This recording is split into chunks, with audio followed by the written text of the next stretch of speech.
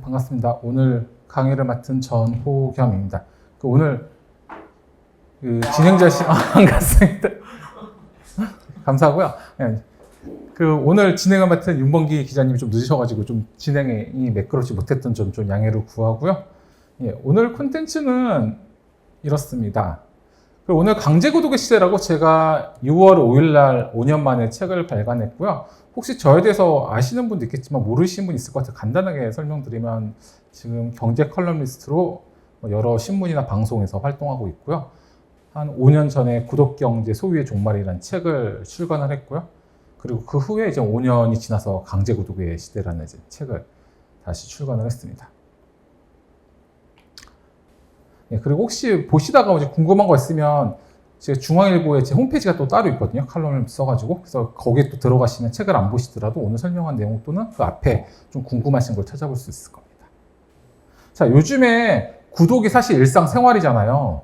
왜냐하면 요즘에 뭐 집, 자동차 이런 걸 떠나서 해킹도 구독하고 있거든요. 최근에 이제 올해 초에 라원시큐어라는 데서 화이트 해커라고 해서 해커를 예방하는 화이트 해커 관련된 구독 서비스가 출시됐어요. 근데 여기까지 뭐 그럴 수 있죠. 근데 실제로 지금 우리나라에도 그렇고 전 세계적으로 구독료를 내면 해킹을 해주는 해킹 프로그램 구독이 있어요.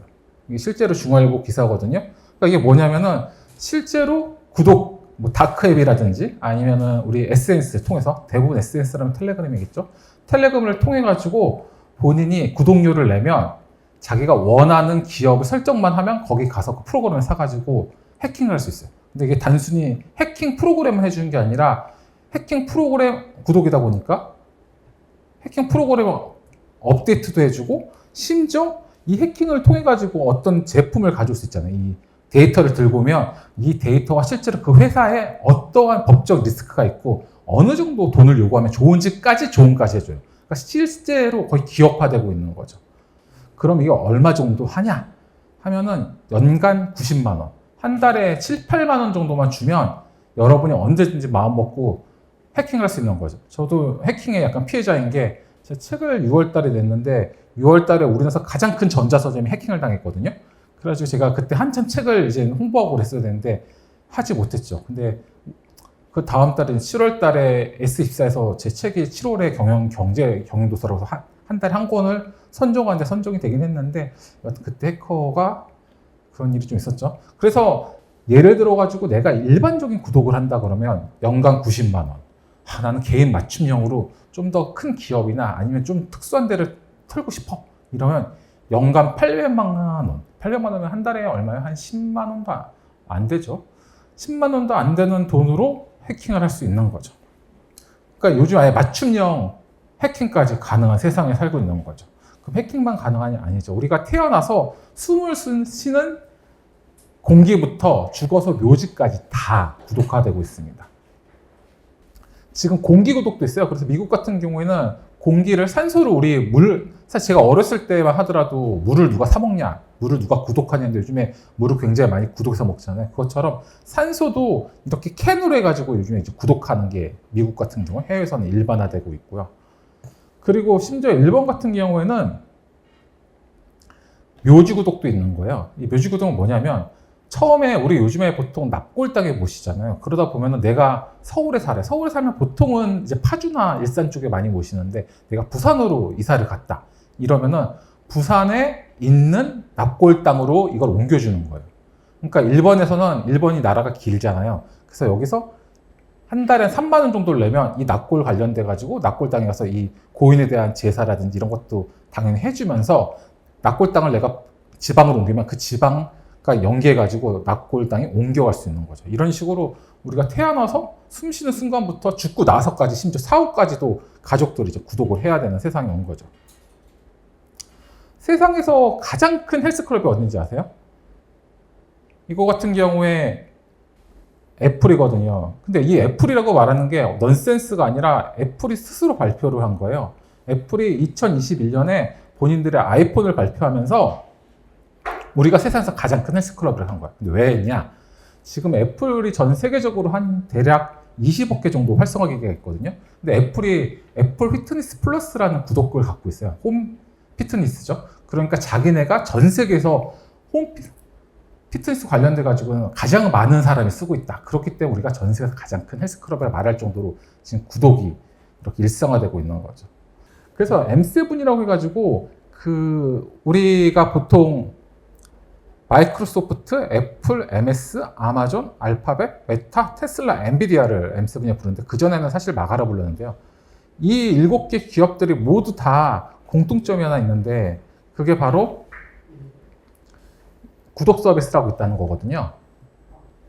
여튼 그래서 M7의 지금 가장 큰 수익원은 구독 서비스고요. 예를 들어가지고 이 구독 서비스의 가장 큰 거는 마가라고 해가지고 원래 사실 이 엔비디아가 뜨기 전에는 마이크로소프트의 M을 따고 그리고 애플의 A를 따고 그리고 구글의 G를 따고 아마존을 따서 이제 마가라는 게 사실 거기서 마가는 G군요. 네, G예요. 그래서 마가가 있었는데 요즘에 AI 때문에 엔비디아가 뜨고 막 이러니까 메타까지 넣어가지고 이걸 뭐 만들라 하다 보니까 M7이 원래 황해의 무법자라는 영화에서 따온 거거든요. 그래서 M7이 있는데 우선 마가 같은 경우에 보면은 마이크로소프트의 전체 지금 시총이 1등이 MS, 마이크로소프트 또는 엔비디아가 네, 지금 오늘 엔비디아인가요? 원래 최근에 계속 엔비디아예요. 아니 마이크로소프트가 최근에 다시 또 탈환했다가 다시 뺏기고 그랬거든요. 네. 그래서 요즘 둘이 왔다 갔다 하는데 우선 마이크로소프트가 1등이라 치고 우선 MS의 가장 큰 그렇죠. MS의 가장 큰 수익원은 윈도우, 애저, MS 오피스 365잖아요. 근데 윈도우 같은 경우에도 지금 우리가 B2C로 쓰는 거는 구독 안 하고 있지만 B2B로 쓰는 거는 그 윈도우 365라고 해가지고 돈을 받고 있어요. 구독 서비스 하고 있고 MS 365 오피스는 다 돈 주고 쓰시잖아요. 어둠의 경로를 쓰지 않는 한 지금 이 현재 우리가 방송하는 것도 지금 완전 구독으로 이루어진 거거든요. 왜냐면 제가 M365라는 구독을 통해 가지고 오늘 PPT를 만들었고 여러분이 지금 줌이라는 구독을 통해 가지고 이 화면을 보고 있고 이 통신이란 것도 다 구독이거든요. 사실상. 그렇기 때문에 우리가 잘 모를 뿐이지 A부터 Z까지 다 구독으로 이루어져 있는 거죠. 그래서 마이크로소프트 같은 경우에는 애저라고 해서 여기에 가장 큰 수입원이 애저라는 그 클라우드 서비스인데 이 클라우드 서비스 자체가 기본적으로 다 구독 서비스거든요. 그래서 마이크로소프트의 거의 대부분의 수입이 지금 구독으로 되어 있고 지금 윈도우조차도 지금 이번 윈도우 11 이후에 윈도우 아마 12 정도 되면은 그때 되면은 아마도 그것도 구독으로 될 것 같아요. 그리고 애플 같은 경우도 전체 매출의 한 18%에서 20% 정도가 소프트웨어에서 나오거든요. 하드웨어가 아니라. 근데 그 소프트웨어의 수입이 약 18%, 20%인데 그 수입이 넷플릭스 수입보다 훨씬 많아요. 근데 그게 대부분 다 구독으로 하고 있고요. 그리고 구글 같은 경우에도 역시 지금 구글의 가장 큰 수입원은 구글하고 메타는 궁극적으로 우리가 삼자 쿠키라고 해서 우리가 컴퓨터 이렇게 쓰다가 얘를 전호경 치고 다른 데로 넘어가면은 강제 구독의 시대가 버린 선전이 뜨잖아요. 관련된 선전이. 그게 삼자 쿠키를 확인해가지고 선전하는 건데 이 광고라는 건데 구글이 하고 메타의 전체 수입의 80%에서 90%는 그 광고로 이루어졌습니다. 그래서 근데 지금 뒤에 설명하겠지만 지금 3자 데이터 관련돼 가지고는 할 수가 없거든요. 그래서 구글은 지금 유튜브가 우리 구독과 좋아요 하는 그 유튜브 등을 해가지고 그리고 아마존이라는 건 사실 우리나라에서 지금 예스 입사하는데 전 세계적으로 이제 가장 큰 유통기업이 됐죠. 아마존은 쿠팡 와우 멤버십 아시죠? 그게 아마존 프라임이라는 구독 멤버십 그대로 따라한 거거든요. 그래서 그 멤버십을 해서 이 4개의 회사들이 사실상 다 구독으로 이루어져 있는 거죠. 실질적으로 시총 1위는 MS를 보면 애저 클라우드, 오피스 365 이거 전부 다 구독이고요. 엑스박스라는 게임도 있는데 그것도 사실 구독이거든요. 그래서 사실상 지금 마가가 거의 다 구독을 통해 가지고 수익을 올리고 있다고 보시면 됩니다. 그리고 심지어 지금 MS나 아마존 같은 경우에는 2020년대부터 20년부터 인공위성 구독도 하고 있어요. 그래서 기업들이 돈을 내면 인공위성도 구독할 수 있어요. 그러니까 굳이 어렵게 자기네 인공위성을 안 쏘더라도 그 MS나 마이크로소프트나 아니면 또 아마존의 그 인공위성을 구독할 수 있죠. 그리고 사실 구글 같은 경우에는 지금 앞으로 수익 내기가 굉장히 어려워요. 뒤에서 설명했지만 3자 데이터를 갖다 쓰지 못하게 되기 때문에 굉장히 전 세계적으로 큰 이슈거든요. 그래서 이거 관련돼 가지고 결국에 구글도 유튜브나 이런 구독 서비스를 하려다 보니까 우리가 지금 최근에 가장 많은 이슈가 되고 있는 유튜브 프리미엄 관련돼 가지고 지금 연 구독 서비스가 굉장히 빨리 수익화되고 있고, 이건 구글이 처음에 생각한 것보다 훨씬 지금 빨리 구독 서비스 관련 수익이 증가되고 있다고 합니다. 그리고 사실 이제 테슬라인데, 테슬라가 좀 이슈가 많죠. 근데 원래 테슬라가 2020년대부터 혁신의 이 기수가 됐고, 그 앨런 머스크가 전 세계에서 지금 가장 부자잖아요. 근데 생각을 되돌려보면 2010년대 초중반 하더라도 테슬라 거의 이거 사기 아니야? 거의 그랬어요. 공장도 없지, 몇 천 대 팔지도 않지 이러는데 2020년에 테슬라가 차 몇 대를 팔지도 않으면서 전 세계 지금 자동차 시총이자 자동차를 가장 많이 팔고 가장 매출이 큰 데가 도요다거든요. 근데 도요다를 시총으로 초월해요. 그래서 2020년 1월 달에 초월을 하면서 그때부터 테슬라가 이제는 혁신의 이제 대표 주자가 된 거고, 앨런 머스크도 이제 그때 굉장히 이제 혁신가 반열에 오른 거죠. 그래서 이렇게 혁신가 반열에 처음 올랐을 때 앨런 머스크가 했던 이야기가 처음에 2020년 1분기에 처음 실적 보고 컨퍼런스 콜 때 이런 이야기를 했어요. 풀 셀프 드라이빙이라고 해서 지금 자율주행이죠. 지금 한국은 자율주행이 안 돼요. 지금 미국하고 일본만 되는데, 일본도 올해부터 되기 시작했는데, 사실 테슬라의 가장 시그니처가 전기차랑 자율주행이었거든요. 지금은 자율주행을 많은 회사들이 하고 있기 때문에 그렇게 신기한 게 아닐 수도 있지만 2010년대만 하더라도 자율주행은 테슬라였죠. 지금도 마찬가지지만 이 자율주행이 사람들은 우리나라에 없기 때문에 차 사면 무료로 주는 줄 알고 있지만 실제로는 한 1,700만 원? 우리나라 돈 한 2천만 원 정도 주고 소프트웨어를 돈 주고 사야 돼요. 그래서 상당수의 사람들은 이 자율주행을 안 사요. 왜냐하면 5천만 원 가까운, 아무리 싼 것도 보조금 받으면 4천만 원이죠. 그거 하고 2천만 원 가까운 돈 또 드리기가 어렵기 때문에 그렇게 안 하고 있거든요. 그래서 얘네가 2천만 원, 그러니까 2천만 원 가까이 줄 수 있는 돈을 199달러, 한 20 몇만 원에 구독 서비스 하겠다. 그리고 구독 서비스를 하는 이유는 결국에 미래에 대한 투자, 이렇게 이야기를 했죠. 그러니까 궁극적으로 앨런 머스크는 미래에 대한 비즈니스 모델은 사실상 구독밖에 없다고 생각을 한 거죠. 그러면 조금 더 이제 들어가 봐서, 그럼 우리가 생각해 봤을 때 제품을 한 번에 지금은 99달러로 또 떨어졌거든요. 2천만 원 주고 한 번에 파는 게 나은데 매달 10만 원 조금 넘는 돈 받으면 손해잖아요. 한 200분의 1, 100몇십 분의 1 손해잖아요.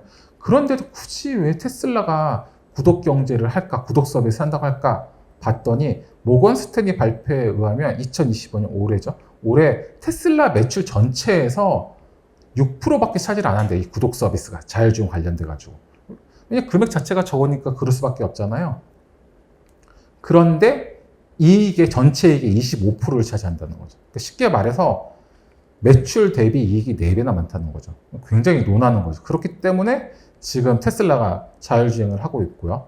그리고 궁극적으로 자율주행을 하게 되면 나중에 이 자동차는 일종의 플랫폼이 되는 거거든요. 그러니까 이 안에서 자율주행을 하면 궁극적으로 운전을 안 하게 되면은 이 안에서 예를 들어 우리처럼 수업을 듣는다든지 강의를 듣는다든지 아니면 게임을 한다든지, 아니면 하다 못해 내가 피자집을 한다 그러면 피자를 누가 주문을 하면 내가 가면서 피자를 만들어 가지고 바로 갖다 줄 수도 있는 거예요. 그러니까 이 작은 공간이 플랫폼이자 하나의 스마트 팩토리 같이 변할 수 있는 거예요. 아니면 작은 소상공인 매점처럼 변할 수도 있는 거죠. 그러니까 이 세상 자체가 지금 굉장히 크게 변화하는 와중에 있는 거죠.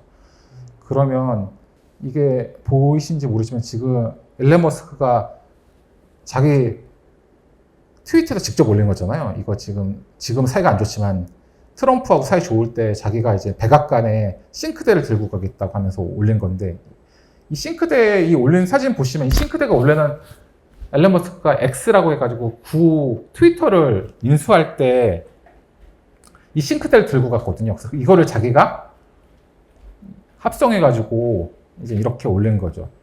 그러면 사람들이 그때 트위터를 인수했을 때 사람들 기본적으로 생각하는 거는, 아, 그때 일론 머스크가 싱크대 들고 오고 사람 막 엄청 많이 자르고 이것만 알고 있는데, 그러면은 일론 머스크가 왜 트위터를 그 비싼 돈 주고 인수했을까? 이건 사실상 앨런 머스크의 목표는 이것도 구독 서비스였던 거예요. 그러니까 트위터를 가지고 와서 구독료를 넣어가지고 이 구독료를 인상시켜가지고 궁극적으로 수익을 내려고 하는 게 앨런 머스크의 목표였거든요. 그러니까 지금 전 세계에서 가장 큰 부자인 앨런 머스크의 모든 사업 비즈니스 모델은 기본적으로 구독 서비스를 가지고 하고 있죠. 그리고 이게 지금 굉장히 중요한데, 최근에 삼성전자 주식이 오랜만에 올랐잖아요. 왜 올랐는지 기억하세요? 최근에 오랜만에 테슬라. 정확합니다. 지금 보시면 테슬라 때 올랐는데 지금 이게 언제 기사냐? 2년 전 기사인데 테슬라 스포컴 도조 가능성 때문에 하루에 100조 원의 테슬라 주식이 올랐어요. 100조 원 하루 만에. 이게 뭐냐면 테슬라가 자기가 자체적으로 스포컴 GPU를 만들겠다는 거. 그게 도조거든요. 그 도조 만들어서 뭐 됐을 건데 했더니 이 도조 만드는 이유는 바로 이거였죠. 도조를 만드는 건 FSG. 아까 말한 자율주행 아까 말씀드렸잖아요. 구독 서비스. 이렇게 자율주행 구독 서비스를 싸게 100분의 1, 200분의 1 가격으로 사람들 더 많이 쓰잖아요. 그러면 그 다음에 쌓이는 건 데이터잖아요.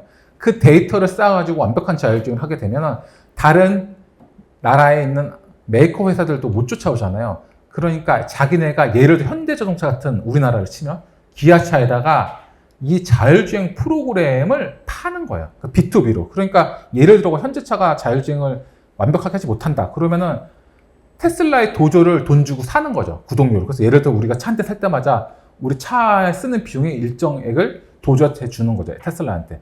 그 가치가 한 700조 원 정도 된다고 본 거예요. 그래서 이걸 한다고 하고 진출을 하니까 하루아침에 100조 원이나 오른 거죠. 자, 이 이야기죠. 삼성전자 오랜만에 지난달에 올랐죠. 이거 지금 사람들이 전혀 언론에서 이 얘기 안 하는데 삼성 23조 잭팟이 왜 생겼냐? 테슬라가 무슨 칩을 만든다고 저걸 하고 있는 거냐? 였는데 그게 무슨 내용이냐? 이거예요, 결국에. 결국에는 도조라는 구독 경제를 하려고 테슬라가 하다가 GPU를 만들다가 지금 포기한 거예요. 왜냐하면 이게 칩 만들기가 너무 어려운 거예요, 생각보다. 그래서 이 칩을 포기하고 삼성전자 너 할래? 이래가지고 삼성전자가 23조 지금 잭팟이 터진 거죠. 이거의 기본은 도조라는 팀이 해체됐기 때문에 지금 삼성전자 23조 원이라는 잭팟이 터지고 주식이 갑자기 오른 거죠. 그러니까 이거의 기원조차도 구독 경제인 거예요. 왜냐하면 도조 자체가 구독 경제 하려고 만든 거거든요. 그리고 향후에 삼성전자의 미래도 도조가 구독 경제를 하려고 하는데 지금은 자율주행만 하는 게 아니라 피지컬 AI. 멋지게 피지컬 AI면 결국 로봇이죠. 그 인공지능 로봇 관련돼 가지고도 도조를 넣어가지고 결국엔 도조 자체가 자동차 아까 말한 자율주행과 피지컬 AI 구독 서비스를 하기 위해서 시작을 한 거예요. 그러니까 지금 이거 언론에서 이야기 전혀 안 하잖아요. 근데 이거를 역사를 저는 이제 이거 말고 한 10개 정도를 한 거의 15년째 계속 트래킹을 하고 있거든요. 근데 이렇게 우리가 별 23조를 땄다는 데만 관심이 있지 이게 어떻게 시작됐고 지금 앞으로 어떻게 갈 것인데 별 관심이 없는 거죠. 그래서 앞으로는 결국에는 구독 경제가 어떻게 흘러가냐에 따라 삼성전자의 미래도 지금 왔다 갔다 한다 이렇게 보시면 됩니다. 엔비디아 지금 1위 했다 안 했다 하는데 2년 전에 이야기했죠. 엔비디아가 애플 꺾고 시총 1위 간다고 그때 하면서 첫 번째 왜 그랬냐? 엔비디아가 구독 경제 사업 모델을 추진하기 때문이죠. 지금까지 하드웨어를 파는 일반 회사였는데 GPU를 구독 서비스로 해서 하겠다 이러니까 그러면 얘네가 결국 시총 1위까지 갈 거라고 보게 된 거죠. 그러니까 엔비디아도 실제로 지금 GPU 구독 서비스로 넘어갔어요. 실제로 뭐 오늘은 내용이 길어서 제가 뭐 GPU 얘기까지는 뭐 전문가가 아니니까 그런 것은 안 하겠지만 GPU 구독 같은 경우에도 2030년 되면 지금보다 8배 정도 시장이 커지거든요. 사실 GPU도 모든 기업들이 사실 구독해 쓰고 있어요. 그래서 이거를 보고 또 삼성이 따라해가지고 삼성 SDS도 우리도 고성능 컴퓨터 HPC부터 시작해서 GPU까지 다 구독 서비스를 제공하겠다 이러니까 또 삼성 주가가 하루에 36%나 올랐죠. 그 후에는 뭐 어떻게든지 아실 테니까 넘어가고. 그래서 결국에는 우리는 뭐 이제 해외에서 구독 서비스 한다 그러면 그 부분 살짝 따라가지고 좀 하다가 말고 이런 식으로 하면서 지금 뭐 따라가는 것도 아니고 그냥 남들 하면은 체면 치레로 하고 있는 거죠. 그래서 지금 현재 그 귀한 엔비디아하고 GPU가 사실상 구독 서비스로 모든 게 지금 바뀌고 있어요. 돈 주고 살 수가 없으니까. 왜냐면 그래서 뭐 딥시크도 있고 여러 가지가 있지만 GPU 우리가 반도체 얘기하는데 반도체도 결국에는 구독 생태계를 만들지 못하면은 맨날 우리는 일만 하고 돈은 못 버는 그런 당황스러운 결과에 부딪힐 수 있는 거죠. 자, 그래서 엔비디아의 이야기였고요. 지금까지는 GPU 관련 이야기했는데 이건 제 책에 나온 이야기고요. 그래서 GPU 이야기가 요즘에 약간 수그러들고 또 AI 이야기가 엄청 나오잖아요. 그럼 AI 하면 생성형 AI 보통 우리가 챗GPT로 오픈 AI의 챗GPT로 대표되는 생성형 AI 관련돼 가지고 생성형 AI 챗GPT 수익의 75%는 구독이에요. 이건 제가 하는 말이 아니라 챗GPT에서 공식적으로 발표했는데 2024년에 전체 수익의 75%는 구독이다. 그럼 챗GPT가 실질적으로 돈을 벌 수 있는 거 구독 이외에 없어요. 왜냐면은 이 돈을 버는 거는 두 개밖에 없거든요, 사실. 구독 아니면 광고인데 광고를 할 수가 없어요. 왜 못하는지 잘 아시죠? 너무 환각이 심하잖아요. 이거 쳐가지고 내용이 맞는 경우가 별로 없어요. 지금 뭐 아무리 뭐 플렉시티가 그 검색을 해가지고 퍼펙트는 아니죠. 뭐 굉장히 좀 퍼플렉시티 같은 경우에 약간 높다고 하지만 그것도 막상 써보시면은 저는 이거 챗GPT, 뭐 퍼플렉시티 뭐 여러 가지 다 써봤는데 너무 뭐 이제 뭐 프롬프트 넣으면 안 그런다 그러는데 프롬프트 넣어도 똑같이 안 돼요. 왜냐하면 이건 뒤에 다시 이야기하겠는데 얘네들이 이거 관련해서 기사나 논문을 긁어올 수가 없기 때문에 지금 막혀 있어가지고 이거 내용을 짜맞추려고 하면 환각을 안 할 수가 없는 상황. 이것도 사실 구독이랑 연관인데 거기까지 이건 뒤에 설명드릴게요. 그래서 지금 사실상 생성형 AI의 유일한 수익원은 구독밖에 없는 거예요. 챗GPT도 지금 사실 75%가 전체 대부분이 다 구독에서 나오는 거죠.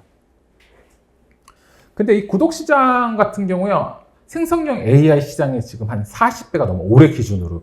그러니까 지금, 그리고 올해 기준으로 아까 말한 광고 시장, 전 세계 글로벌 광고 시장의 2배죠. 그러니까 지금 우리가 AI지만 AI는 2028년 기준으로 하고 구독은 올해 기준으로 했는데도 불구하고 40배가 더 넘게 AI보다 구독 경제 시장이 크고, 심지어 디지털 광고 시장이 지금 아까 말한 메타, 구글, 심지어 우리가 쓰는 네이버 등등이 다 그걸로 돈을 벌고 있는데, 그거 관련돼서도 현재 시점 2025년 기준으로 2배나 커요. 그러니까 쉽게 말해서 이 모든 비즈니스 위에 구독이 있는 거예요. 근데 우리가 지금 구독 경제에 너무 관심이 없고 여기에 대해서 그냥 렌탈 정도로 이해를 하고 있는 거죠.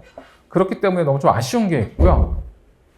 그래서 지금 말씀드린 것처럼 사실 이제 구독 경제가 사실상 모든 비즈니스 모델과 사실상 지금 현재 전 세계 글로벌 기업들의 기본인 거죠. 그래서 AI 관련돼 가지고도 사실 GPU 관련돼서도 지금 구독으로 다 되고 있고요.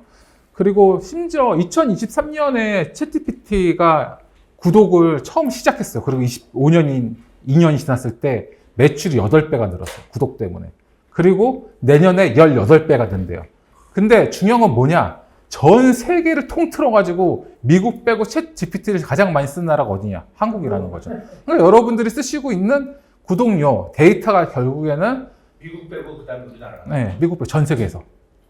그래서 지금 챗GPT가 오픈 AI가 지금 한국에다 법인 세우려고 올해 아마 법인 세울 것 같아요. 그러니까 이 수익의 상당 부분에 한국이 지금 기여하고 있는 거죠. 좋은 뜻으로. 뭐 일본 인구가 많은 일본, 독일, 영국, 프랑스 이런 데 별로 안 써요. 네, 이거 한국도 안 써요. 한국이 미국 빼고는 전체 1위에요. 인구 대비하면 우리가 1등. 아니, 인구 대비 아니라 그냥 전체 숫자로 아마 1등일 거예요. 인구 대비가 아니라. 나 아마 그렇게 알고 있는데 그게 맞죠? 아마 찾아보시면 맞을 거예요. 미국 1등이래요. 아니, 미국 빼고 그러니까. 아까. 미국 빼고. 미국은 자기네 본토고 뭐 우리가 할 수가 없어요. 그리고 왜냐하면 또 해외 뭐 중국 이런 데는 자기네 많잖아요. 그리고 챗GPT 쓰지도 않고 그렇기 때문에 러시아가 쓸 리도 없고 그렇기 때문에. 그래서 지금 현재 이렇고요. 지금 생성형 AI 시장 좀 아까 말씀드렸죠. 3년 후에 48조. 지금 올해 기준으로 AI가 아닌 구독 경제는 2,000조 원. 그러니까 지금 사실상 거의 50배 가까이 커요. 그리고 미국 가트너의 발표에 의하면 이미 몇 년 전에 전 세계 기업들이 하고 있는 서비스의 대부분은 75%는 구독 서비스화 되고 있다는 거죠. 그리고 멀미 예방 구독 서비스도 나올 뻔했어요. 이걸 내려고 했던 회사 어딘지 아세요, 혹시? 애플이죠. 애플이 2017년에 갑자기 그때 2017년, 18년, 19년 아까 말한 그 테슬라 할 때 굉장히 자율주행에 대한 희망이 부풀었었거든요. 이때 이슈가 뭐였냐? 여러분들 중에 혹시 차 타면 멀미하신 분들 있잖아요. 근데 이분들이 유일하게 멀미 안 하는 방법이 운전하는 거거든요. 근데 예를 들어가지고 자율주행이 됐다. 그러면은 운전을 못 하잖아. 이 사람들 어떻게 해요? 이 사람들을 위해서 고글을 끼고 있으면 이 스마트워치 통해 가지고 얘가 심박도에서 곧 좀 올라오고 같다, 속이 안 좋은 것 같다 이러면 이걸 확인해 가지고 영상을 고글에, 지금은 이제 스마트 글래스가 있지만 고글에서 보여주고 마음을 안정시켜 가지고 이제 구토를 안 하게 도와주는 거죠. 근데 아무리 생각해봐도 저는 이제 여기까지가 언론에 나온 거고, 제가 생각해봤을 때 아니 애플이 얼마나 바쁘고 이 비싼 사람들 지금은 타이탄 프로젝트를 해서 원래 애플이 자율주행 차를 사실은 지금쯤 나와야 되는데 여러 가지 이유 때문에 아까 도조 그만둔 것처럼 얘네도 그만뒀거든요. 그게 타이탄 프로그램인가? 그래서 자율주행을 했는데 얘네들이 생각한 거는 아마 이랬을 거예요. 뭐냐?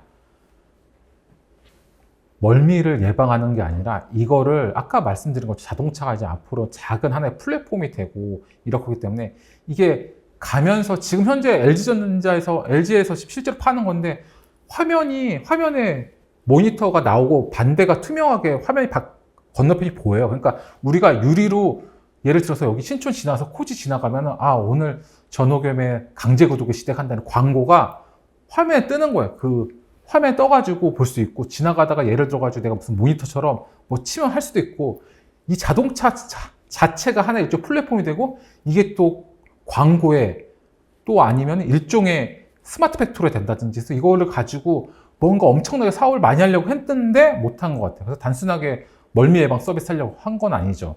근데 이제 멀미 예방 서비스는 2017년 내가지고 2년 전에 이제 특허가 났는데 아마 궁극적으로는 이제 스마트 글래스가 나올 거기 때문에 이제 거기에 연관해가지고 이제는 하겠죠.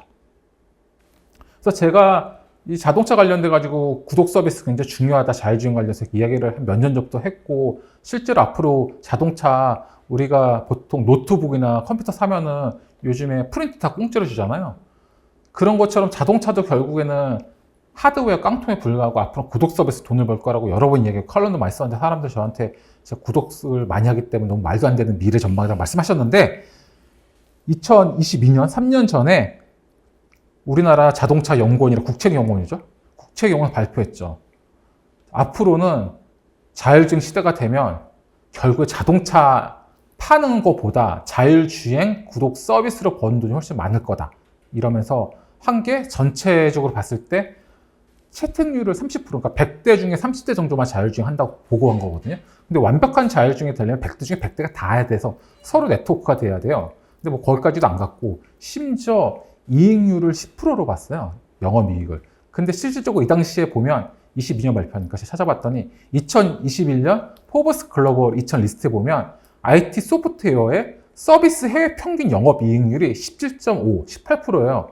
그러니까 영업이익률도 반으로 치고 쓰는 것도 3분의 1로 쳤는데도 불구하고 자동차 파는 것보다 자율주행 구독 서비스가 더 많다는 거예요. 심지어 여기는 자율주행 구독 서비스만 넣었어요. 이 데이터라든지 이 안에서 뭐 요즘에 게임, 그 테슬라나 이런 거 보면 요즘에 그 안에서 이 구독이라는 게 단순하게 이런 것만 있는 게 아니라 요즘에 게임 구독도 있고, 테슬라 같은 경우에. 그리고 그 내비게이션 구독도 있고 굉장히 많은 구독 서비스가 있거든요. 근데 자율주행 구독 서비스만 넣고 커넥티비 정도만 넣고 돌렸는데도 이렇게 나온 거죠. 근데 이 안에는 데이터라든지 이런 부가가치에 대해서는 전혀 이야기를 하지 않았죠. 그럼에도 불구하고 심지어 이제 좀 지나면은 궁극적으로 자동차 파는 것보다는 지금 그러니까 저도 한 5년 전에 노트북 샀는데 노트북 살 때 삼성전자에서 저한테 공짜로 한 10몇만 원 되는 프린트를 줬거든요. 근데 그 프린트 하면서 지금 제가 정품 카트리지를 쓰고 있는데 제가 계산해 봤더니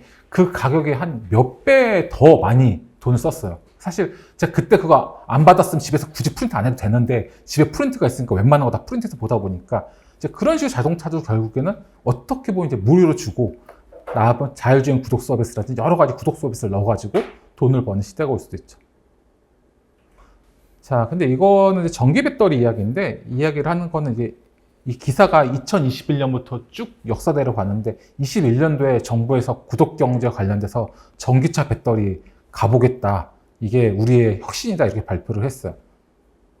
그리고 22년에 이제 중국에서는 우리 배터리 그냥 바꿔가지고 바로바로 한 몇 분대에 자동차 가면 전기차 바로 배터리 바꿔가지고 할 수 있는 서비스가 나왔고요. 그리고 작년 같은 경우에 LG 엔솔이라고 해서 우리가 이제 배터리 구독 경제시장 열겠다. 그래서 배터리 구독이 앞으로 LG의 향후 모델이 되면서 여기 보시면은 이 LG 엔솔이라는 회사가 출범하고 처음으로 기업 비전 발표를 했는데 그게 배터리 구독 경제를 하겠다고 발표한 거예요. 2028년까지 구독 경제에서 매출 늘리겠다. 이게 작년까지 나왔죠. 근데 배터리 구독 서비스 사실 뭐 여러 가지 법이나 이슈 때문에 막혀 있거든요. 이게 5월달 기사인데 지금 이런 상황이고요. 그리고 최근 이번 달, 이제 지난달이죠. 8월이니까. 8월에 보면 이제 스타트업이 배터리 관련돼 가지고 구독 서비스를 하기 위해서 지금 현대차야 이제 아마 피봇 회사 같은데 이 스타트업이 이걸 하겠다고 하면서 지금 법으로 배터리가 차량과 같이 있으니까 소유권 문제가 법적으로 있으니까 이거를 지금 풀어가지고 배터리 소유권을 풀어줄 테니까 그럼 한번 해봐. 이래가지고 지금 한 5년에 걸쳐가지고 이런 쭉 역사가 있는데 혹시 이분 누군지 아세요? 에디슨 아니에요? 오, 정확하다, 역시. 에디슨입니다. 이 사진이 에디슨이 1895년에 찍은 사진인데 전기차에서 찍은 거예요. 1620V가 전기차 배터리예요. 에디슨이 잘 아시겠지만 원래 전기차에도 도전을 했었잖아요. 그리고 전기차가 사실상 자동차 가솔린 전에 나왔던 거고 이때 우리가 이 구한말 조선시대 때 1900년대 초에 이미 미국에서는 자동차 배터리 구독 서비스가 있었어요. 그러니까 지금 우리가 이 역사를 막 제가 지금 5년의 역사를 주구장창 얘기했잖아요. 지금 뭐 혁신이 시작되네. 중국에서 해서 왜 못하고 있네. 뭐 LG 엔솔이 앞으로 우리가 이거에서 혁신을 펼치겠네. 뭐 배터리 구독 서비스 왜 안 되네. 이렇게 열심히 말하고 지금 뭐 전기 택시 한번 해볼까 이러고 난리다 이렇게 지난날까지. 그런데 이게 벌써 우리 조선시대 때 다 하고 있었다는 거죠. 그러니까 우리나라가 얼마나 뭘 할 때 늦고 굉장히 여기에 대해서 이 익숙함이 적은지 대해서 알 수 있는 단면이죠. 그리고 요즘에 가장 크게 맨날 이야기하는 게 AI죠. AI 가전, AI 로봇, AI 피지컬 등등등. 1991년에 벌써 AI 가전은 나왔죠, 우리가. 금성 OK 세탁기라고 인공지능이라고 해가지고 AI죠.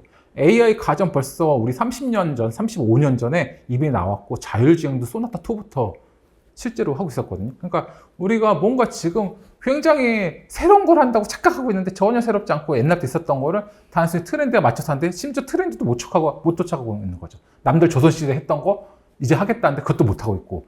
그러니까 이런 식으로 그러니까 궁극적으로 서비스라든지 어떤 제품 개발에 대해서는 만드는 건 잘 만들지만 실질적으로 앞에 가서 하는 건 잘 못하고 있는 거죠. 그래서 제가 이거 2017년에 적은 칼럼이에요. 지금 피지컬 AI 관련돼서 문제 지금 요즘 이야기 많이 하잖아요. 제가 그 이야기를 벌써 8년 전에 똑같이 했어요. 로봇카비넷 사고에서 피지컬 AI 관련해서 이 로봇들이 인공지능을 가지면 그 다음에 어떤 사고가 나고 어떤 문제가 생기고 이런 거에 설레는 무엇이 있고 앞으로 법을 뭘 만들어야겠다. 이런 것까지 제가 8년 전, 9년 전에 한 이야기를 이제 요즘 하고 있는 거죠. 사실 뭐 제 칼럼을 혹시 보시면 매일경제 또 2017년에 제가 스테이블 코인 관련 국가 코인이라는 걸 전 세계에서 에스토니아라는 유럽에 있는 나라가 그때 제가 에스토니아 갔다 와서 한번 이 신성자 학파에서도 그때 한번 강연을 했었는데 그때 제가 그 얘기 했어요. 지금 에스토니아라는 나라가 2017년에 EU 국가인데 자기네 국가 코인을 낸다. 그게 지금 스테이블 코인이죠. 그걸 하고 있는데 앞으로 지금 EU 내부에서 또 왜 같이 EU 안에 있는데 네가 멋대로 코인을 내 이래가지고 문제가 있다 그때 말씀드렸거든요. 그게 지금 스테이블 코인이야. 벌써 제가 한 2017년까 벌써 8년 전에 신성자가 벌써 한 이야기거든요. 제 칼럼에. 그러니까 우리가 지금 뭔가 대단한 것처럼 막 이야기하고 떠들고 있는 것도 뒤돌아보면 벌써 10년 전? 그리고 굉장히 오랫동안 이야기되고 있었던 거다. 근데 다만 막 트렌드에 맞춰가지고 여러 사람들이 말을 하고 자세히 이 역사적인 이런 트래킹도 안 한 상태에서 자꾸 모르는 사람들이 얘기하다 보니까 요즘에는 이게 너무 흐려진 것 같아서 이런 것에 대해서 우리가 한 번씩은 좀 고민해 볼 필요가 있다. 그리고 AI 뭐 솔직히 어디다 써요? 지금 이거 보면은 AI 가장 많이 쓰는 거 심리 상담 및 감정적 동반자. 이거 사주 보는 거예요, 사실.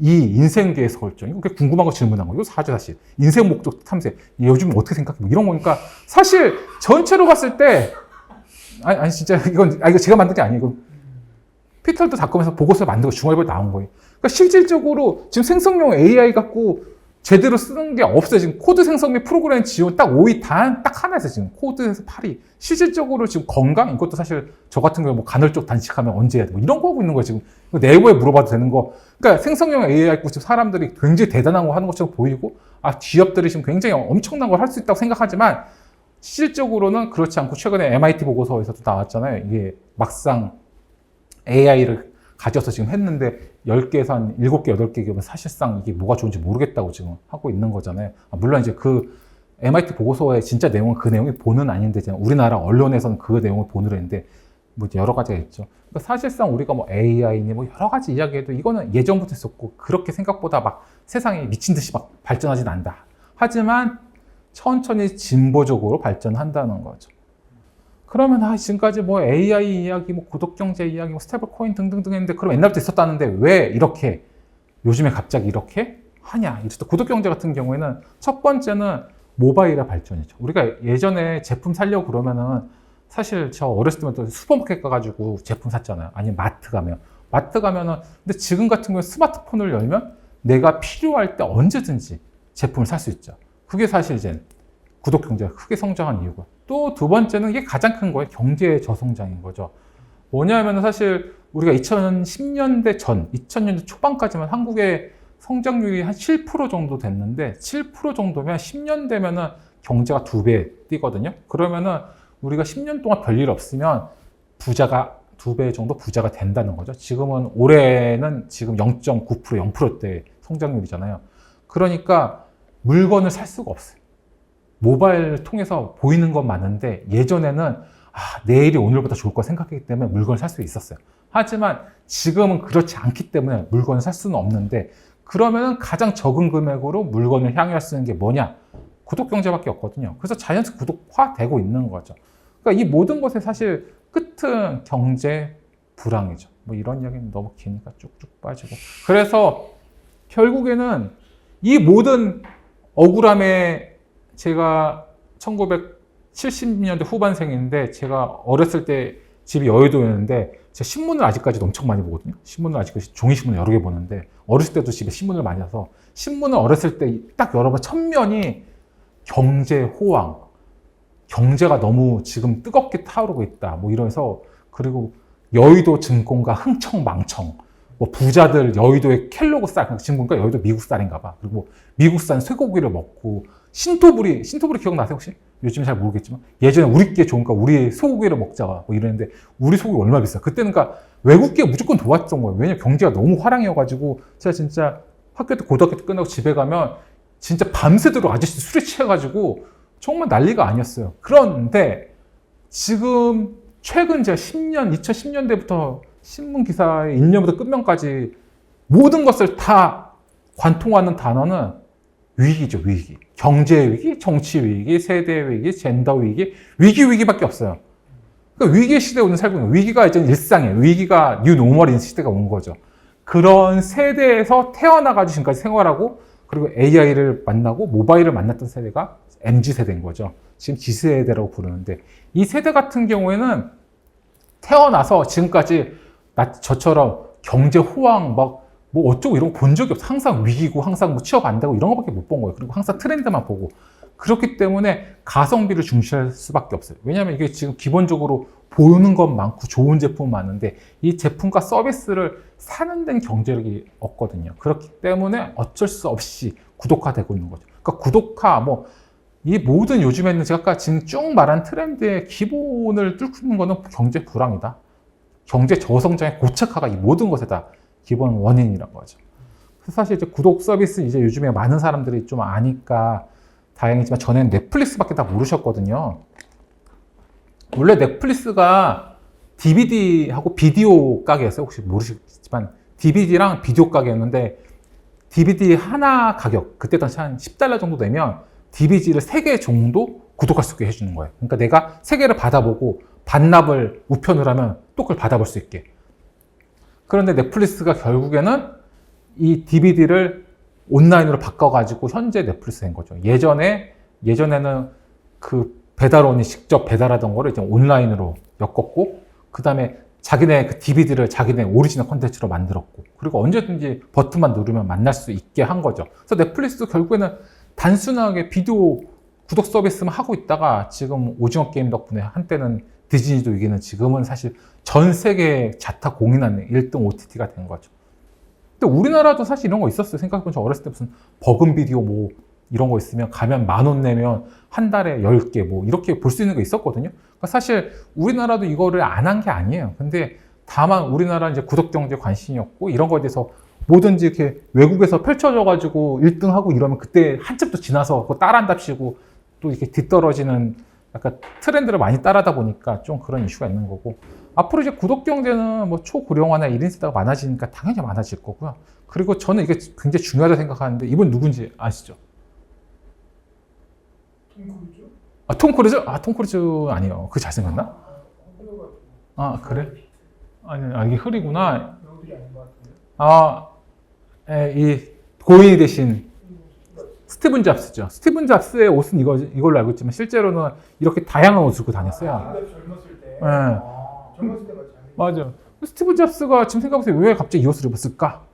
스티븐 잡스의 그 자서전 등등에 의하면 스티븐 잡스가 어느 날 갑자기 소니사를 갔대요. 왜 갔는지는 잘 모르겠지만 소니사에 가서 딱 봤는데 소니의 우리나라는 요즘 안 입지만 그때 예전이었으니까 일본의 이 회사복이죠. 회사 단체복이 이런 식이었대요. 그래서 이거 왜 이런 걸 회사원한테 왜 이런 옷을 입고 앉았냐 이랬더니 그 담당 직원이 이게 알고 보면은 우리나라 이제 전쟁에서 져가지고 경기가 어려서 옷 갈아입기도 옷을 이렇게 사는 게 부담스러우니까 그 비용을 절감해주고 원스피리트 팀워크를 다짐해주기 위해서 이렇게 옷을 하나를 입는다 했더니 좋다. 그래서 자기가 내 생각에는 애플에서 입자고 말했었겠죠. 이건 내피셜인데. 근데 애플에서 아무도 안 입었겠지. 그러니까 그냥 자기 교복을 만든 거지, 하나의. 자기 팀복을. 그게 이 옷인 거예요. 그러니까 신경 쓰기 귀찮은 거죠. 예를 들어 스티븐 잡스가 이 스타일 이대로 있으면은 당연히 이 옷을 구독하겠죠. 이런 식으로 요즘에 너무 정보가 많아가지고 정보를 보는 것 자체도 힘들어요. 그렇기 때문에 사람이 선택하기 너무 어렵거든요. 그러다 보면 자연스럽게 구독하는 게 익숙해질 수밖에 없죠. 그리고 구독 경제는 도시화랑 밀접해요. 왜냐하면 통신이라는 게 돼야 되거든요. 근데 통신이 5에서 6G로 가면 더 촘촘하게 박아야 되기 때문에 넓게 절대 할 수가 없어요, 앞으로도. 그렇기 때문에 도시화된 곳에서만 이 통신 관련 OTT, 이런 온갖 서비스가 되고, 그리고 유통도 마찬가지예요. 지금 빠른 배송 되잖아요. 빠른 배송 되는 거는 궁극적으로 도시밖에 안 돼요. 왜냐하면 도시의 유통망이 가능하기 때문에. 그래서 전 세계에서 지금 우리나라 같은 경우에 국토의 84%는 쿠팡의 새벽 배송을 못 받고 있어요. 그러니까 도시만 되고 있는 거니까. 실제로 구독 서비스가 잘 되는 거는 지금 도시화가 되고 있기 때문에 그런 거죠. 그리고 미니멀 라이프 이런 문제도 있고, 그리고 이제 ESG 관련돼 가지고는 요즘 조금 이야기가 줄어들었는데, 제가 봤을 때 ESG 관련해서 유일하게 할 수 있는 비즈니스 모델은 구독밖에 없거든요. 예를 들어 가지고 환경 문제 봤을 때 지금 마트에다가 누가 물건 살지도 모르는데 엄청 만들어가지고 그걸 탄소 발자국 내가 해서 우리나라 수입하고 그다음에 그거를 항에서 끌고 와가지고 제품을 층층 계단으로 올려가지고 DP를 하다 보면 거기 냉장도 하고 냉동도 하고 심지어 불도 켜놓고 이러잖아요. 전기 엄청 써요. 그리고 누가 안 사는 경우가 많잖아요. 그러면 갖다 버리고 끝인데 구독 경제는 맞춤형 소량 생산이에요. 누가 얼마를 쓸지 정확히 하는 거예요. 그렇기 때문에 쓸데없이 유통할 필요도 없고 쓸데없이 패킹할 필요도 없고 쓸데없이 물건이 버려질 일도 없어요. 그리고 포장 및 유통비도 절감되죠. 그리고 이게 정확히 목적성이 있기 때문에 재활용도 가능해요. 그래서 환경 문제도 없고 소셜 문제로 봤을 때도 아까 말한 것처럼 예를 들어 가지고 테슬라의 2천만 원짜리 자율주행을 비싸잖아요. 하지만 10만 원만 줘도 물건과 서비스에 접근할 수 있죠. 그러니까 사람들이 물건과 서비스에 접근할 수 있게 완화해주는 소셜적 측면이 있죠. 이걸 통해서 이동권이나 온라인 접속권도 당연히 늘어나고요. 그리고 거버넌스 측면에서도 마찬가지예요. 이 구독이란 게 약간 양날의 검인데 이 소유권은 기업이 갖고 있고 소비자는 점유권만 갖고 있거든요. 근데 이게 지금 문제가 조금 있긴 한데 결과적으로 이 제품이 해킹을 당하거나 또 문제가 생기면은 결국에는 회사가 책임지겠죠. 법규 관련돼서도. 그러니까 ESG가 완벽하게 하나의 패키징으로 돼가지고 비즈니스 모델 할 수 있는 거는 구독 서비스밖에 없는 거죠. 근데 ESG 얘기할 때도 얘기 한 번도 안 나오더라고요. 그래서 과연 고민이 있나? 이런 고민이 좀 있고요. 그래서 구독 경제가 가장 필요한 거는 신뢰 자본이다. 정치하듯이 하면 안 된다. 사실 정치가 이 표를 먼저 주는 거잖아요. 표를 먼저 주고 그 다음 행정 서비스를 받는 거죠. 정치 서비스를 받는 건데 개판이라도 바꿀 방법이 별로 없잖아요. 물론 뭐 주민소환제라는 게 있긴 하지만 그러니까 이런 식으로 하면 안 된다는 거지. 구독 서비스도 선불제도거든요. 그래서 선불을 했는데 마음에 안 들면 언제든지 취소할 수 있거든요. 그러니까 이거 궁극적으로 신뢰 자본이 굉장히 중요한 거예요. 그리고 고객성의 가치가 중요해요. 왜냐면 한 번 구독을 하면 해지를 안 하면 죽을 때까지 심지어 묘지 구독 같은 경우는 죽고 나서도 가족이 되니까 평생 죽어서 영원히 내야 되거든요. 그렇기 때문에 이거를 영원히 가려고 그러면 이 사람들이 맞춤형 로열티와 팬덤이 있어야 돼. 이 기업에 대해서. 소비자도. 그러려면은 소비자에 대해서 굉장히 고민도 많이 하고 단순히 이게 뜨대기 장사가 아니라 단골 장사니까 굉장히 고민을 많이 해야 되죠. 그래서 뭔가 잘못했다고 막 핑계대고 이러면은 바로 망하죠. 근데 전 세계에서 핑계로 성공한 사람 한 명 있잖아요. 김건모 씨라고. 그래서 이렇게 되는데 우리나라에서 최근 이 핑계로 문제가 된 경우가 있어서 혹시 아세요? 최근에 엉따 사건이라고, 엉덩이가 따뜻해진 사건이라고 몇 년 전에 대한민국 BMW 홈페이지에 제가 갖고 온 거예요.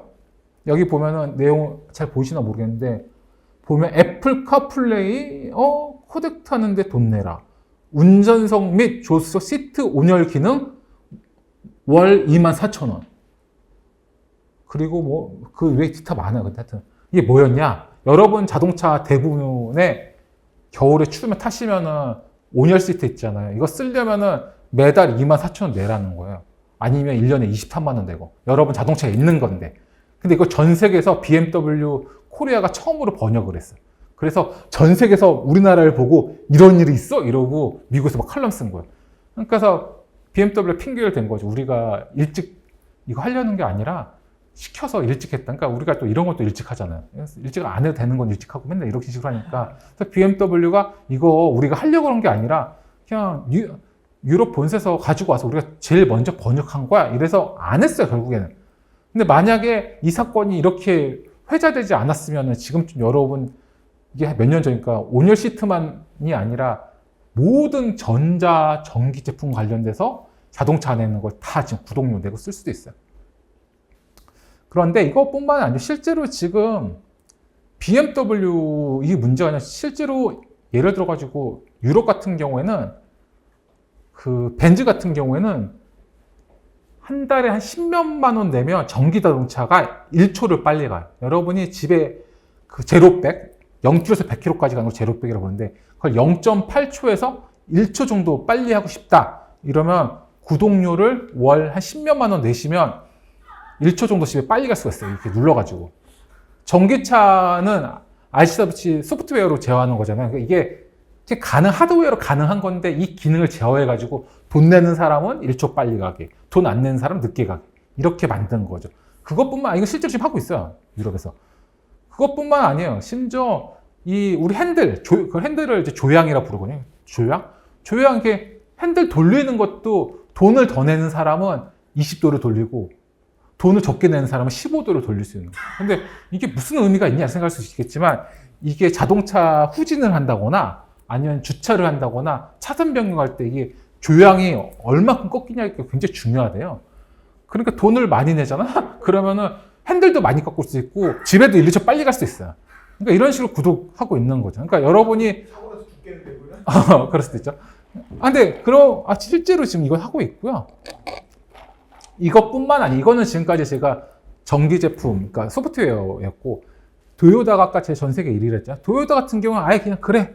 도요타가 현대차죠. 22년에 다 필요 없고 우리 전기차 도요타 낼 건데 일본 내에서는 물건 안 팔 테니까 너희 월 86만 원 주고 구독 서비스 해. 이렇게 한 거야. 그러니까 우리나라 치면 아이오닉이 전기차인가?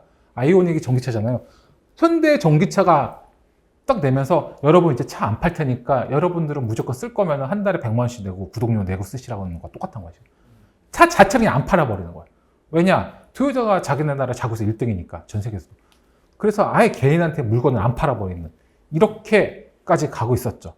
근데 여기서 끝나면 그나마 나은데 이건 포드에서 낸 특허거든요. 21년인가 22년? 이거 아세요? 아니. 이게 뭐냐면은 예를 들어 구독료나 자동차 비싸잖아요. 구독료는 할부로 써야 되지. 아까 예를 도요타 같은 경우는 아예 그냥 그렇게 막아버렸으니까. 그러면 구독료 안 낸 사람도 있을 거예요. 할부가 안 낸 사람도. 예를 들어 내가 깜빡 잊고 안 냈어. 덥잖아요 지금. 오늘 좀 더워서 에어컨 틀었는데 차를 탔는데 내가 구독이 한 번 안 됐어. 에어컨이 안 나오는 거야. 눌러도. 근데 내가 첫 달짜리는 정말 돈이 없어서 안 낸 게 아니라 까먹었는데 두 번째짜리는 우리 회사가 망해가지고 월급이 안 나왔다고 쳐요. 두 번째 딱 탔어. 그럼 자동차가 갑자기 창문이 안 열리고 라디오도 안 되고 그냥 앞으로만 가고 막 이러는 거야. 근데 내가 세 달째 안 냈다. 이러면 이 차가 자율주행이 되는 차면 포드로 다시 돌아오고 이 차가 이 화면으로 봤을 때 이 차가 망가졌거나 문제가 있으면 이 차가 그냥 알아서 폐차장으로 가버리는 거야. 그리고 얘를 고소해버리고 이거를 해버린 거야. 그러니까 쉽게 말해서 여러분들 뭐냐? 자동차만 그런 게 아니라 지금 우리가 쓰는 노트북, 스마트폰, 모든 하드웨어를 소프트웨어로 제어하고 있는 심지어 AI, 가전 등등도 제조사가 마음만 먹으면 여러분이 냉장고로 예를 얼음을 빨리 얼리고 싶다고 한 달에 뭐 500원씩 더 낸다든지 뭐든지 다 제어가 가능하고 제어가 불가능한 게 없다는 거야 지금. 아니, 그러니까 지금 사실은 그러니까 이거 관심이 없으니까 그래서 제가 이거 문제점 제기를 지금 벌써 한 지금 6년째 지금 하고 있는데 제가 국회 가서도 하고 진짜 여러 번 했어요. 지금 기사에 제 칼럼만 보도 엄청 많거든요. 그래서 해외에서는 구독금지 이런 거 문제 있다. 미국에서는 벌써 몇 년 전부터 법안이 계속 나오고 있어요. 근데 법안이 통과는 안 되고 있죠. 왜냐하면 제가 말씀드렸죠. 아까 M7을 비롯해서 우리가 전 세계 모든 회사들이 다 구독을 돈을 벌기 때문에 이게 넘어갈 수가 없어. 근데 적어도 미국은 이런 거 하지 말으라고 법안이라도 낸다는 거야. 그 법안이라도 내면 그래도 한 번씩 고민하잖아요. 그래서 예를 들어가지고 이런 식으로 하면은 차 한 대 팔 때마다 얼마씩 벌금 내라 이런 식으로 해가지고 하고 있죠. 그러면 이거 뭐 남의 나라 이야기지 않냐 이렇게 생각하시지만 2023년에 기아에서 이제 구독경제 최초 도입했죠. 근데 제가 엉따 사건이란 게 22년 있었잖아요. 만약에 그 아까 말한 BMW 엉따 사건이 한국에 없었으면 지금쯤 우리는 자동차 살 때마다 돈 엄청 썼어야 돼요. 왜냐면 그게 너무 큰 이슈가 됐기 때문에 현대차라든지 다른 해외 차들이 우리 나와서 지금 그걸 안 하고 있는데 이게 어느 순간 되면 하긴 할 거거든요. 그래서 사실 이게 지금 이미 2023년부터 시작은 되고 있다. 그 엉따 사건이라는 게 요지가 뭐예요? 짧게 그 엉따 사건 아까 말한 BMW 관련돼 그 온열 관련돼가지고 따뜻하게 시트 쓰려면 23,000원 내라는 그 사건. 그게 22년 여름에 있었고 23년에 이제는 처음으로 이제 기아차도 구독경제 넣었거든요. 근데 만약에 기아차도 사실은 여러 가지를 하고 싶었겠죠. 근데 그 엉따 사건이 아까 말한 BMW 온열 시트 반발이 너무 심해서 아직까지 못하고 이제 소심하게 이거는 뭐냐면 단순하게 너희 구독료 내면 기아 자동차 이 앞에는 뭐 이렇게 헤드라이트 색깔 바꿔주고 후진할 때 자동으로 해주고 약간 소심하게 시작한 거야. 근데 내가 봤을 때는 그 사건 없었으면 다 했을 거라고. 근데 지금 그 사건이 너무 커가지고 하나 일종의 방패막이 됐죠. 근데 조만간에 다 할 거예요. 왜냐면 이것뿐만 아니라 모든 가전제품, 스마트폰, 노트북 지금 시간 나시면 삼성전자, LG전자 가시면 다 지금 전부 다 구독화됐거든요. 가전이 TV부터 시작해서 노트북까지 지금도 스마트폰도 지금 구독화되고 있고 이 모든 것을 다 제어할 수 있고 이 이제 모든 것을 물건 살 때마다 이제 계속 얘를 전화할 때 음질 좋게 하려면 예를 들어가지고 화질 좋게 스마트폰 쓰려고 그러면 매달 구독료 낼 수도 있고 이제 여러 가지 이제 이슈가 앞으로 생길 수가 있죠. 구독경제 클래식은 아마존 프라임이죠. 이게 쿠팡이 한 건데 이게 뭐냐면 쿠팡 와우 멤버십을 생각하시면 돼요. 왜냐면 지금 시간이 얼마 없어가지고 쿠팡 와우 멤버십이 아마존 프라임 그대로 따라한 거거든요. 그걸 그냥 생각하시면 되고 워낙 일본에서는 쿠팡이 우리는 자꾸 이제 아마존이 잡고 있다 보니까 아까 말씀드렸잖아요. 아마존 원래는 예스 입사 같은 전자서점을 시작했거든요. 근데 구독 멤버십을 하면서 전 세계에서 가장 큰 유통 회사가 되고 또 한때는 그 조지 이름을 까먹었다. 그 머리 좀 화나신 분이 전 세계에서 일론 머스크 전에 제일 부자였어요. 아마존 오너가. 근데 제프 베조스 맞아요. 그분이 했는데 그분이 원래 전자서점을 시작해서 거기다 이제 구독을 넣고 그다음에 구독 멤버십을 넣어가지고 지금 이렇게 부자가 된 거거든요. 근데 이게 시작이 예스입사 같은 전자서점이다 보니까 DVD나 그 책 크기가 기본적인 패킹인 거예요. 근데 그 패킹 사이즈가 3.5cm여가지고 일본에 원래 우체통 크기가 2.5cm였대요. 그런데 이 아마존이 너무 잘 되고 우체통 크기가 바뀌었대요. 3.6cm로 이거 받을 수 있게. 그러니까 일상생활에 우리의 이런 행정 관련돼 가지고 심지어 구독 때문에 이 규격이 바뀌는 거죠. 그래서 구독해야 지금 너무 많은 분들이 쓰고 있으니까 사실 냉장고 탄생도 구독 경제 때문에 그런 거예요. 사실 왜냐면 전에는 얼음 구독 서비스가 유럽에 있었거든요. 그래서 부자들 같은 건 보이시죠? 이렇게 위에다가 얼음을 넣어가지고 냉장고를 썼어요. 그런데 비싸잖아요. 그래서 나온 게 지금 냉각기인 거죠. 그래서 구독 같은 경우에는 쉽게 말하면 정기적으로 제품이나 서비스 쓰는 거고 사실 일정 금액을 내고 쓰는 걸 말을 하는 거죠. 그래서 구독 경제 관련돼 가지고 분류는 무제한 이용용 모델, 정기 배송용 모델, 렌탈용 모델 등등이 있고요. 뭐 이런 거 하고 제가 이제 뭐 좀 중요한 얘기를 하려고 그러는데 제가 구독 경제를 2016년에 혼자서 이제 연구를 했죠. 우리나라에서 처음으로. 그때 왜 연구를 했냐면 그때 블룸버그라는 경제 뉴스에 보면 골드만삭스의 애널리스트가 나와서 이런 말을 해요. 애플이 이렇게 아이폰 팔아가지고는 앞으로 답이 없다. 소프트웨어를 팔아야 된다. 그래서 애플이 아까 말한 것처럼 거의 20% 정도 소프트웨어로 요즘 매출을 내고 있죠. 그런데 이거를 어떻게 해야 되냐? 애플은 구독 서비스를 해야 된다. 그래서 제가 아마존 프라임 아까 말씀드렸죠. 쿠팡 와우 멤버십 그때 따라했던 그런 것처럼 일정 비용을 내면 너희가 아이폰도 바꿔주고 매달 구독료 내면 그리고 이 안에 들어있는 소프트웨어 그 지금 뭐 iTV 뭐 아이클라우드 많잖아요. 그런 거까지 넣어가지고 하나의 번들로 해가지고 구독 서비스를 만들어야 된다는 걸 보고 전 구독 서비스 처음 한 거 태어나가지고 이런 게 있구나. 렌탈을 뛰어넘는. 그리고 골드만삭스가 왜 저런 이야기를 하고 있을까? 그런데 그 다음에부터 애플페이 쓰신 분도 있겠죠. 애플페이 미국 카드가 골드만삭스 카드예요. 제가 봤을 때 골드만삭스와 애플은 2016년 이미 전부터 구독 서비스 통해가지고 하려고 앞으로 구독 서비스 이외에는 답이 없다고 보고 이제 진출한 거죠. 그래서 2022년에 아이폰이 드디어 구독 서비스를 하겠다고 발표를 한 거예요. 3월 25일 날. 그래서 뭘 하겠냐? 아까 말씀드린 것처럼 일정 금액을 내면 스마트폰, 아이폰이나 이런 아이패드 바꿔주고 이 안에는 뭐 예를 애플 TV라든지 등등 넣어가지고 상품을 번들로 해가지고 이제 구독 서비스 발표를 했어요. 딱.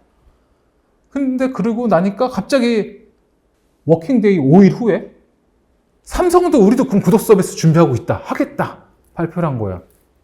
그런데 애플이 어떤 이유인지는 모르겠지만 안 했어요. 그래서 제가 왜 안 한지는 대충 이해는 가는데 왜냐면 애플 입장에서는 그때가 하드웨어를 계속 정점을 찍고 있기 때문에 가장 큰 정점에서 찍어야지 그러니까 구독 서비스는 신청하는 순간 락인이 돼가지고 여기서 딱 멈추는 게 있어요. 그러니까 가장 정점에서 하면은 이 상태로 멈추고 다시 내려오고 올 수 있기 때문에 얘네 생각에는 아직 정점이 아니라고 본 거죠. 그래서 이 친구들이 안 했는데 삼성도 그냥 안 했어요. 왜냐하면 애플이 안 하니까 제 생각에는 내피셜인데 안 하는 거죠.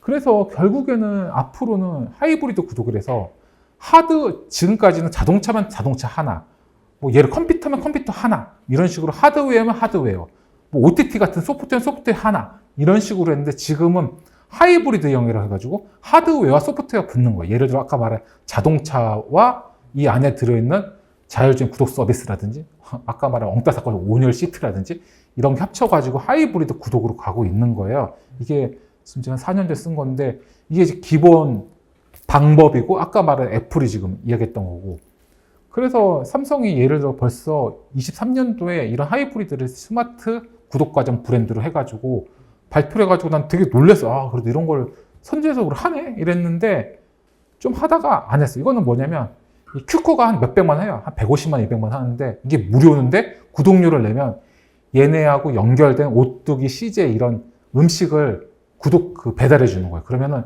얘가 이거를 이 상태로 이 큐코에 넣으면 AI가 있어가지고 이 음식을 여기에 맞춰가지고 제조를 해주는 거예요. 그러니까 하이브리드 굉장히 간단한 거죠. 그래서 나는 이때는 삼성전자가 뭔가 좀 획기적인 걸 하려나 하다가 결국에는 흐지부지 됐어요. 이 비스포크 큐코 오븐이. 근데 이거는 사실 삼성전자가 먼저 한 게 아니라 2019년에 일본 파나소닉이 더 로스트라고 해가지고 예전에는 캡슐만 팔거나 아니면은 이 캡슐 내리는 기계만 팔았거든요. 근데 얘네가 기계는 공짜로 주고 캡슐 구독 서비스 하면서 이거를 이제 AI를 넣어가지고 이거 관련해서 이 QR코드 꽂으면 로스트에 맞춰서 원도를 내려주는 걸 하기 시작한 거죠. 그래서 일본 파나소닉이 하는 말은 앞으로 이제 하드웨어 팔아서는 답이 없다. 그래서 구독 서비스 하게 된 거죠. 자, 그런데 최근에 LG전자가 구독 서비스 엄청 열심히 하고 있거든요. 2021년에 LG전자에 가장 큰 사건이 있었죠. 스마트폰 사업을 철수했어요. 그리고 스마트폰 사업을 철수하고 원래 LG가 2008년부터 렌탈 사업은 했어요. 작은 공기청정 조금 하고 있다가 그 다음에 대형 가전 구독을 처음으로 하겠다고 발표를 했고 아예 23년도에는 아예 우리는 구독 서비스에다가 올인하겠다고 발표를 한 거예요. 그래서 이렇게 했는데 너무 잘 됐죠. 그러다 보니까 삼성도 작년 같은 경우에 진출한다 하다가 결국 작년 12월에 24년 12월 말에 삼성도 가전 구독에 대한 진출을 한 거예요. 그러면서 이제 LG 가전 같은 경우 홈플러스 연관해가지고 이제 구독 서비스를 한 거죠. 그래서 작년 같은 경우 보면은 LG가 작년에 영업이익이 별로 좋지는 않았는데 가전 구독 때문에 LG전자 영업이익이 매출이 최고로 올랐은 거죠. 심지어 작년에 봤더니 가전 수요가 2조 원이나 된 거예요. 지금 LG 가전 구독이 작년에 2조 원이나 했어요. 그래서 너무 잘 돼가지고 지금 동남아로 지금 진출하려고 그래요. 그리고 하이마트라고 롯데마트 계열인데 여기 같은 경우에는 3년 7개월 그러니까 계속 뭐가 안 되고 있다가 하도 안 되니까 가전 구독 서비스를 넣었더니 이제 매출 반등하고 이익이 난 거죠. 근데 여기서 좀 자세히 보면은 삼성전자는 왜 그럼 LG전자는 갑자기 21년부터 지금까지 구독을 해가지고 이렇게 잘 될까 봤을 때 22년에 LG전자 사장이 조주환 사장인가? 저는 뭐 개인적으로 전혀 모르는 사람인데 이분이 LG전자에 들어와서 지금까지 하고 있는 거예요. 그러니까 이게 궁극적으로 구독 서비스라는 건 인사권자나 CEO나 오너가 하자는 할 수가 없어요. 이거 탑다운 절대 죽었다 해도 보통 안 돼. 이건. 왜냐하면 아까 말한 것처럼 테슬라가 2천만 원 주고 한 번에 팔 거를 200분의 1, 100분의 1밖에 안 된 가격에 파는 거는 테슬라의 오너인 앨런 머스크가 그게 훨씬 이익이 많이 날 거 생각해서 자기가 투자를 한 거죠. 왜냐면 한 번에 150배, 200배 보는 게 낫지. 그걸 쪼개서 파는 거는 매출이 안 나잖아요. 그렇기 때문에 이건 오너 또는 CEO가 할 수 있는데 여기는 LG전자는 CEO가 바뀌고 지금까지 쭉 구독을 밀고 있는 거예요. 그러다 보니까 지금 LG전자가 구독 서비스를 엄청난 발전하고 있고 하다가 보다 삼성전자도 좀 옆에 보다 보니까 안 되겠다 해서 하겠다 말하다가 작년 말에서야 지금 하고 있고 삼성전자 지금 그래서 지금 가전 삼성이나 LG전자 가시면 다 구독이에요. 근데 그 구독도 사실은 진짜 구독은 아니에요. 왜냐면 이 구독 멤버십을 만들어서 하지 않기 때문에 굉장히 전략적으로 굉장히 높지 못한 구독을 하고 있는데 삼성과 LG가 사실 우리나라 가전 시장을 과점하고 있기 때문에 그렇게 해도 뭐 별 문제가 없어서 하고 있죠. 근데 여기서 굉장히 중요한 이슈가 있어요. 지금 하이마트가 구독 서비스를 하잖아요. 근데 자세히 생각하면 우리가 삼성전자와 LG전자 쓰는 이유는 사실상 세 가지예요. 첫 번째는 가성비.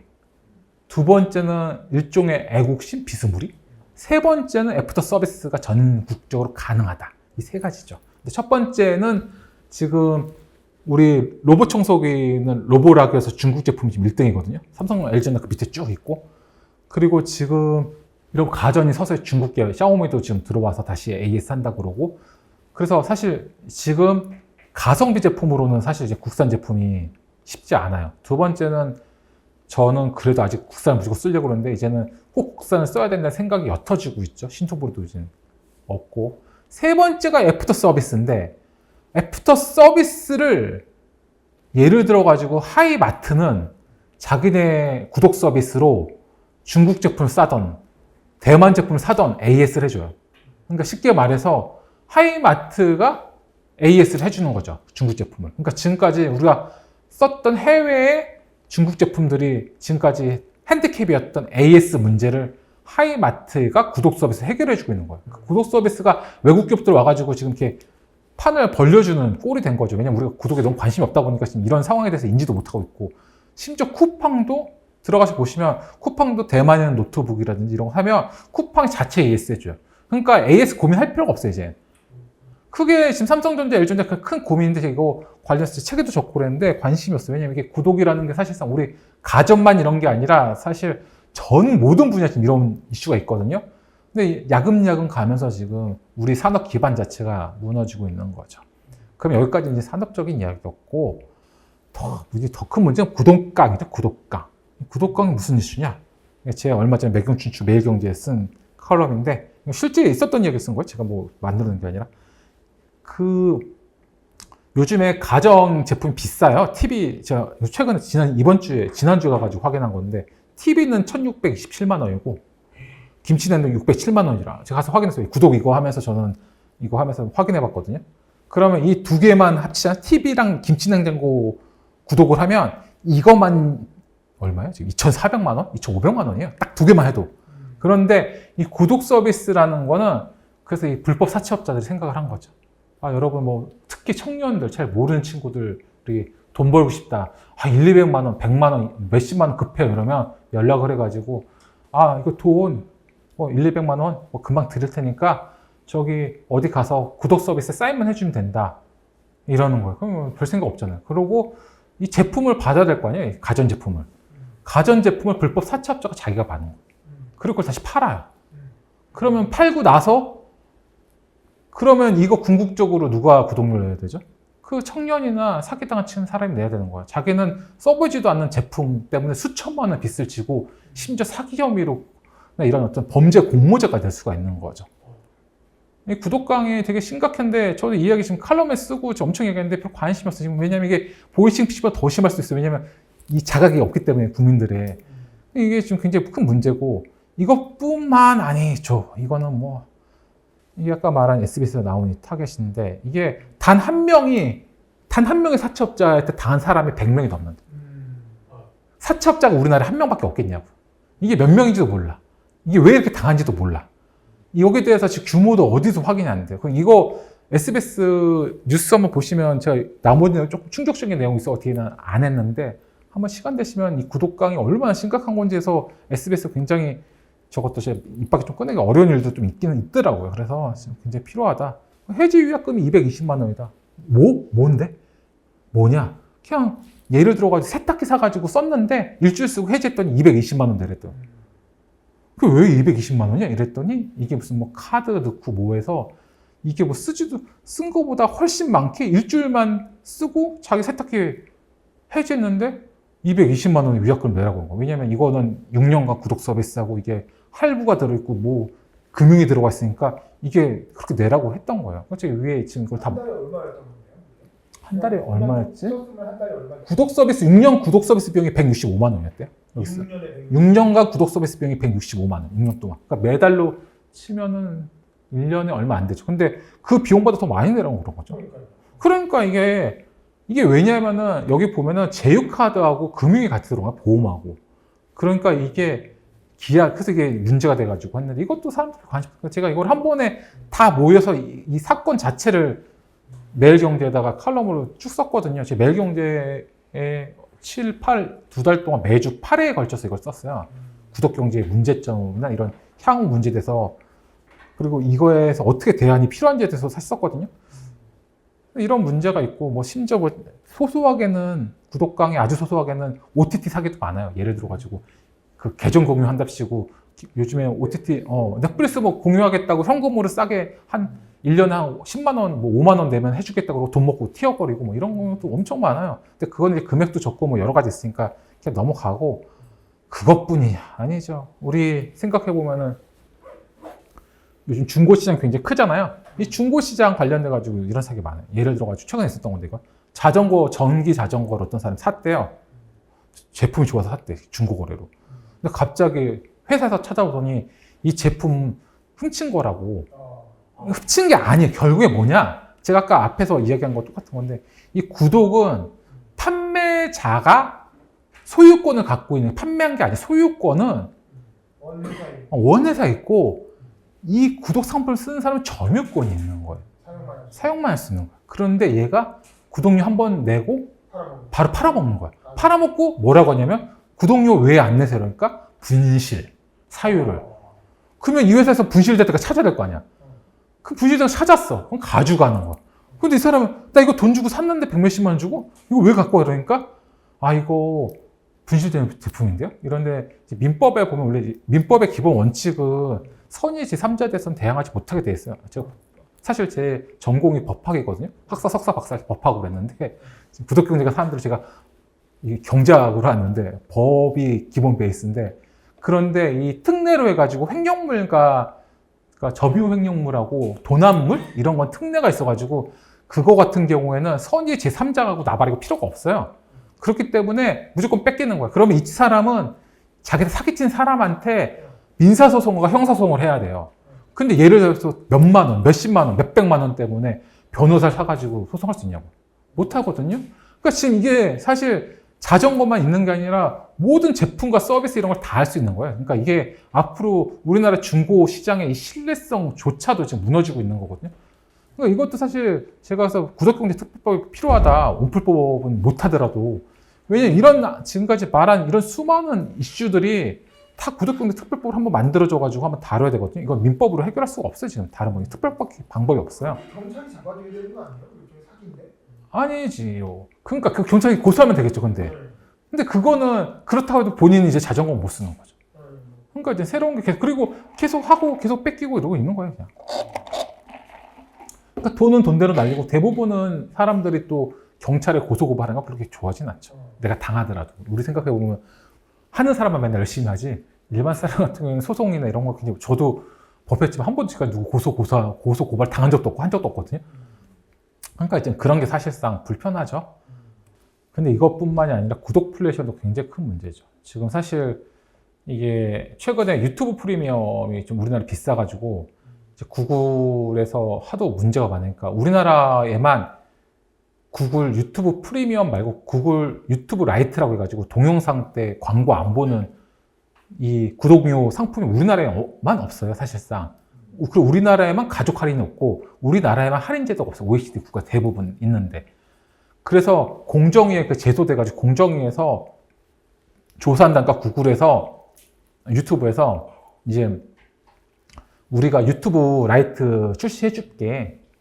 그리고 그래서 공정에서 굉장히 그 자랑스럽게 자기 이제 발표를 했어요. 뭘 발표했냐면 우리나라가 전 세계에서 가장 낮은 유튜브 라이트 요금제를 가지게 됐다 하고 내용을 보면 유튜브 프리미엄 요금제가 14,900원인가 하고 유튜브 라이트 나올 때가 한 8,000 몇백 원이거든요. 대비하면 50 몇 프로 정도 돼요. 그러니까 이 대비로 봤을 때는 가장 싸다는 거예요. 그러니까 뭐 대비율로 계산한 거잖아요. 그래서 내가 그거대로 23년에 유튜브 프리미엄 인상을 우리나라가 그 23년도에 우리나라도 유튜브 프리미엄 인상됐고 미국도 인상됐고 영국도 인상됐고 전 세계에서 주요 나라 인상됐거든요. 그때 인상률 봤더니 한국 유튜브 인상률이 영국의 5배예요. 그 미국의 2.5배예요. 우리나라가 그 GDP 계산해봐도 이게 지금 말이 되는 거예요. 그런 식으로 따지면. 그리고 심지어 이 내용을 또 봤더니 유튜브 라이트 가격이 실제 가격으로 따지면 우리가 아르헨티나보다 2배 정도 비싸고 다른 나라 더 비싸. 심지어 캐나다보다 도 비싸, 우리나라가. 우리나라 비싼 데는 뭐 미국 뭐 몇 개 나라 있는데 미국하고 우리나라 차이도 1달러 몇 센트밖에 차이 안 나요. 그러니까 실질적으로 우리나라가 약간 훨씬 비싼 요금 내고 있는 거죠. 실제로도. 근데 이제 그런 식으로 이제 구독 플랫폼이 시작되고 있고 한국 코스트코가 최근에 인상됐어요. 그 코스트코 안 쓰시죠, 다들. 그 멤버십. 그것도 미국이 한 약 2배 정도 인상됐고. 넷플릭스 최근에 5월 달에 뭐 쓰시면 알겠지만 27%, 26% 5월에 인상됐죠. 쿠팡 와우 멤버십도 역시 인상될 때 58% 됐고 초기 대비해서는 2.5배 인상됐죠. 그래서 사실 문제는 이렇게 다 인상이 구독 플랫폼이 심한데 해도 방법이 없는 거 막을 수가 없는 거지. 굉장히 큰 사회적 문제거든요. 심지어 지금 최근에 몇 년 전에 대한의학학회에서 발표했을 때 부자의 기준은 이제 건강보험료 내는 기준으로 1분이야 5분이 봤을 때 가장 부자인 기준 사람들이 가장 낮은 분위에 비해서 8.66년을 더 산대요. 9년을 더 살고 있는 거예요, 건강하게. 그런데 앞으로 AI 구독 헬스케어를 하는 사람은 20년을 더 산대요. 그러니까 AI 구독이라는 이런 구독이 단순하게 AI를 쓰고 뭐 데이터를 쓰고 이런 문제를 떠나서 사람이 얼마나 더 건강하게 사냐, 이 목숨에 관련된 것까지 와 있는 거예요. 근데 여기서 지금까지 얘기가 전혀 없는 거죠. 이런데 구독 플랫폼이 이렇게 심하면 지금 제가 일반인들이 알 수 있는 구독 상품에 대해서 얘기한 거잖아요. 근데 지금 광범위하게 지금 구독이 있기 때문에 우리가 사용하는 거 이 구독 관련해서 이슈는 앞으로 AI 구독하면 더 심해질 거거든요. 그럼 그 새로운 초양극화가 되고 심지어 그건 이제 본인의 건강 수명까지 왔다 갔다 할 수 있는 거죠. 근데 문제는 뭐냐? 이 AI 관련돼 가지고 하면 AI의 비용을 누가 내냐? AI를 발전시키고 데이터 갖다 쓰고 이러면 엄청난 비용이 필요하거든요. 그 비용은 결국 소비자의 몫이라는 거죠. 구독자의 몫인 거예요. 그래가지고 이 AI 도입 관련된 각종 비용을 결국에는 소비자가 다 낸다는 거죠. 그러니까 이게 구독 플랫폼 앞으로 어마무시하게 생길 거고 이걸 못하는 사람들과의 이 격차도 있고 쉽게 말해서 MS365 아까 말한 지금 이 화면에 띄우고 있는 PPT, 엑셀, 워드 M365 구독으로 다 쓰고 있거든요. 이거 같은 경우에 한국 개인용 올해 구독료가 40% 인상됐어요. 왜 인상됐냐 40%가 코파일럿이란 AI를 넣었기 때문에. 코파일럿 쓴 사람도 있고 안 쓴 사람도 있겠죠. 그러니까 이런 식으로 이제 AI가 들어가면서 우리가 이렇게 하고 있는 거죠. 그래서 우리가 모르는 사이에 지금 구독 플랫폼과 AI 구독으로 인해서 초양극화와 지금 산업에 여러 가지 지금 이슈들이 생기는 거죠. 이런 현상에 대해서 말씀드린 거고요. 이제 구독 경제가 왜 해야 되냐? 코로나 이전에 봤을 때 이제 시간이 얼마 좀 빨리 할게요. 구독 경제 회사들 같은 경우에는 연 평균 18.2% 상승했대요. 근데 S&P 500, 스탠더드 푸어사 500 이거는 전 세계에서 가장 잘 나가는 기업들 500개 모아서 지수 만든 거죠. 여기 대비 5배나 성장을 많이 하고 있다는 거예요. 코로나 전에. 심지어 그 전 세계 잘 나가는 기업 대비 구독 서비스 하는 회사들이. 그래서 코로나가 왔어요. 우리가 기억은 잘 못하겠지만 코로나가 2019년 11월에 처음 발병하고 중국에 12월 2일 날인가 발표가 됐어요. 왜냐하면 제가 그때 대만 영향이었어가지고 TV를 봤거든요. 그래가지고 한국에 처음 미국과 한국이 동시에 1분기에 첫 확진자가 났어요. 그때까지만 사람들이 코로나 그렇게 대단히 생각하지 않았어요. 그때. 그러고 나서 갑자기 몇 개월 사이에 주식이 뭐 아시죠? 대폭락을 했어요.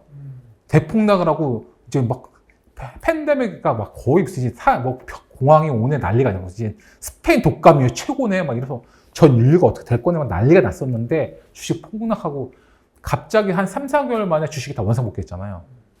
그때 2분기를 봤을 때 그때가 2분기가 가장 패닉이었거든요. 그때 S&P 500 전 세계 가장 잘 나가는 기업들이 마이너스 10% 성장했어요.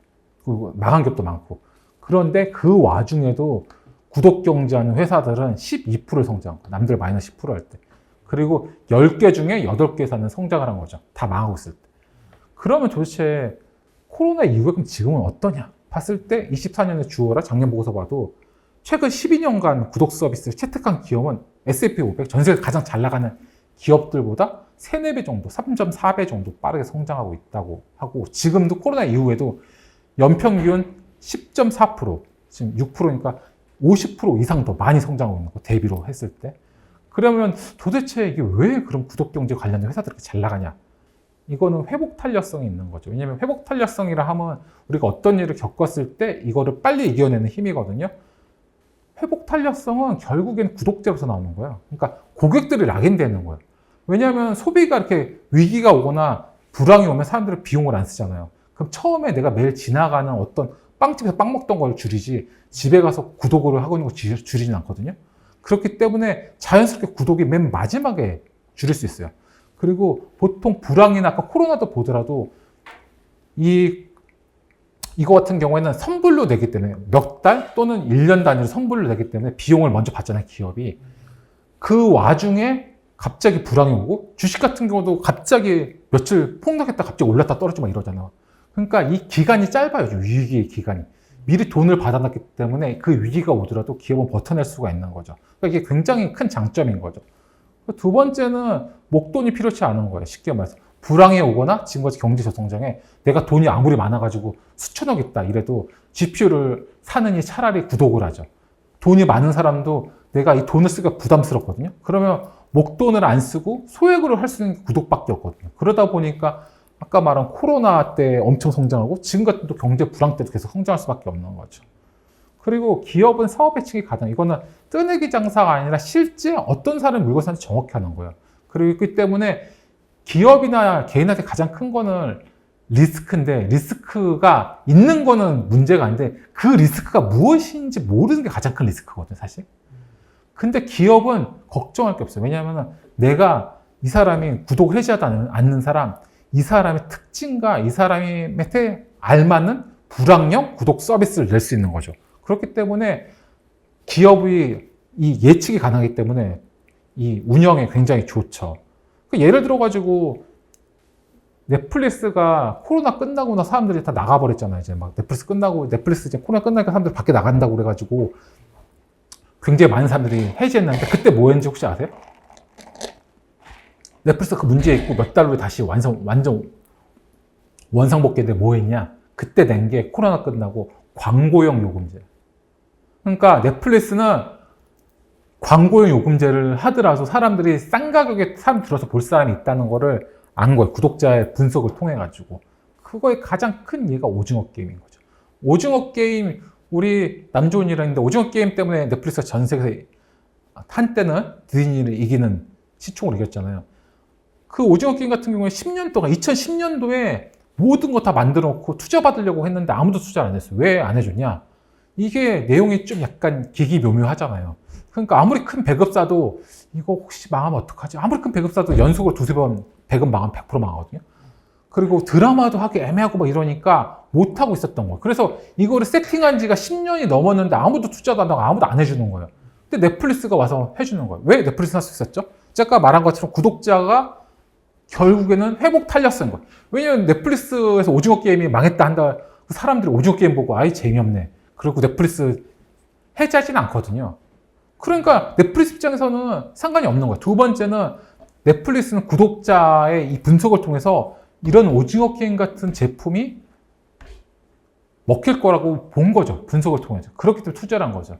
그러니까 우리가 지금 구독 경제에 관심이 워낙 없다 보니까 오징어 게임도 외국에 뺏기고 그리고 이거에 관련돼서 이제 이 수익도 사실상 지금 못하게 된 거죠. 사실상 구독 경제를 함으로써 진짜 못함으로써 놓친 게가 엄청 많거든요.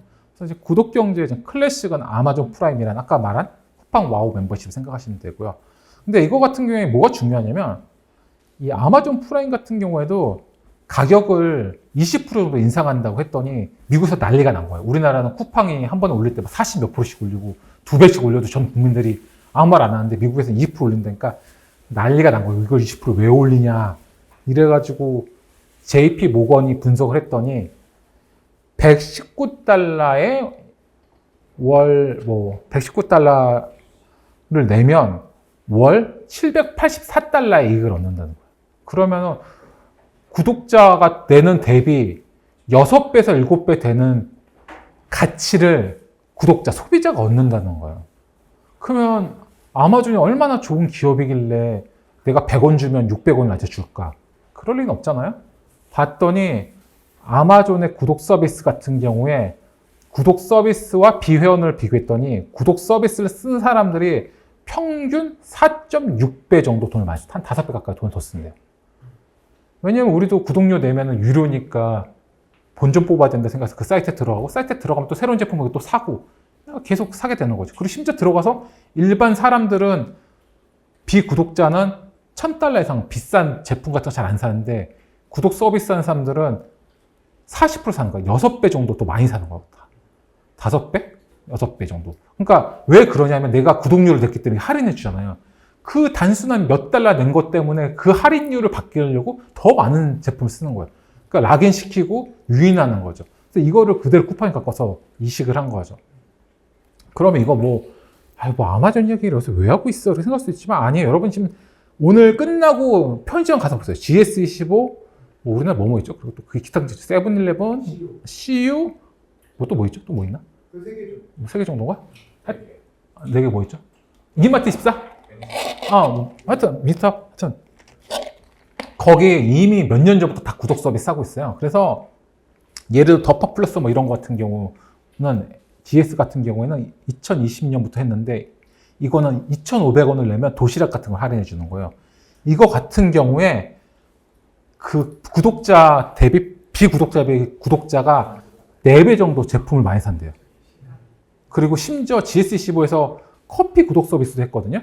돈 내면 할인해 준 거. 이거 같은 경우에는 무려 7배 정도도 소비한대요. 그러니까 비구독자가 5.7전 살 때 구독가입자는 38.6자. 그러니까 한국에 지금 모르는 사이에 우리가 쓰는 편의점에서도 이걸 다 쓰고 있는 거예요. 근데 이상하지 않아요? 왜냐면은 갑자기 도시락을 4배를 더 많이 사 먹고 커피를 7배를 많이 사 먹을 수 있어요?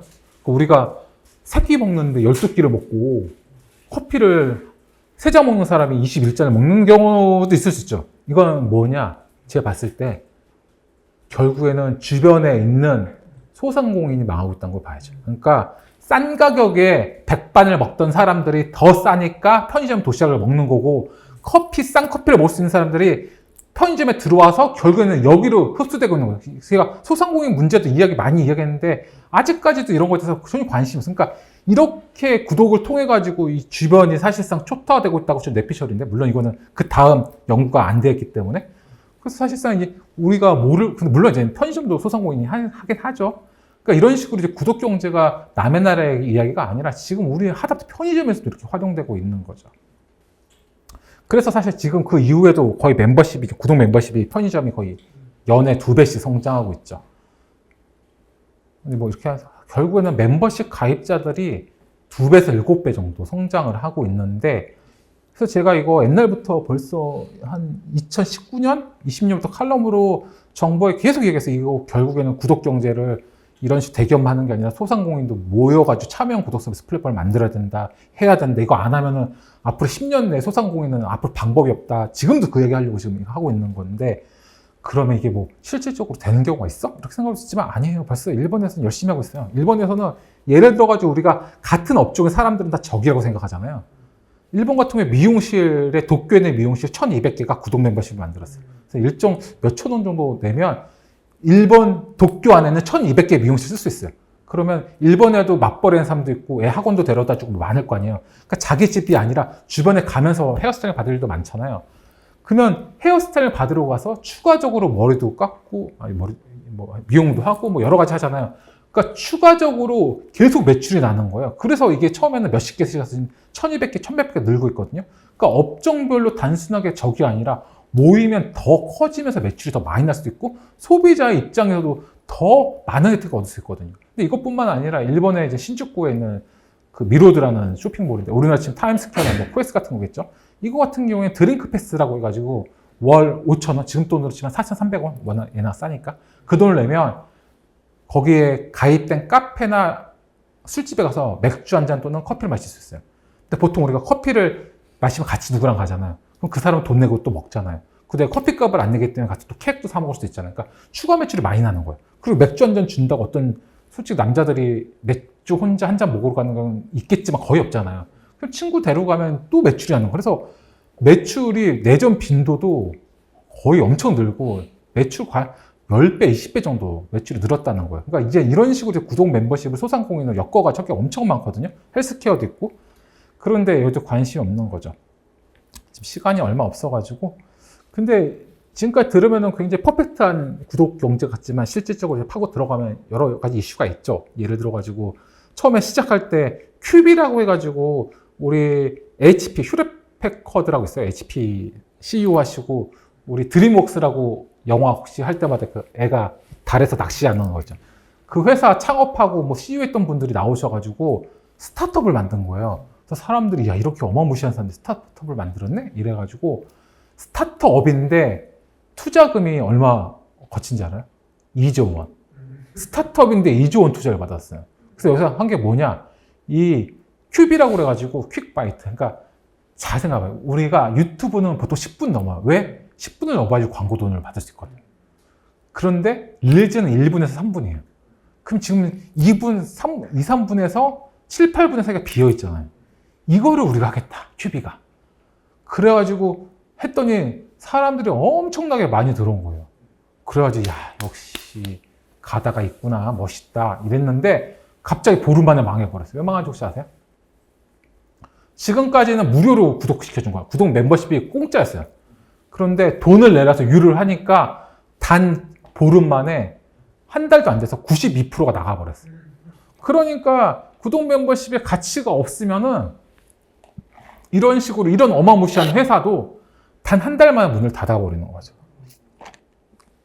근데 짜이월드도 그런 식으로 이루어 하려니까 바로 한다. 맞아요. 그러니까 그게 사실 구독 멤버십이라는 게 처음에 만들 때 잘 만들어야 되거든요. 그러니까 아까 말한 삼성전자, LG전자처럼 구독도 아닌 저런 약간 전략이 훌륭해 보이지 않는 걸 하더라도 과점하는 기업들은 이렇게 하면 돼요. 왜냐면 자기가 과점이 된 상태니까요. 하지만 다른 챌린지하는 입장에서는 그렇게 하면 안 되죠.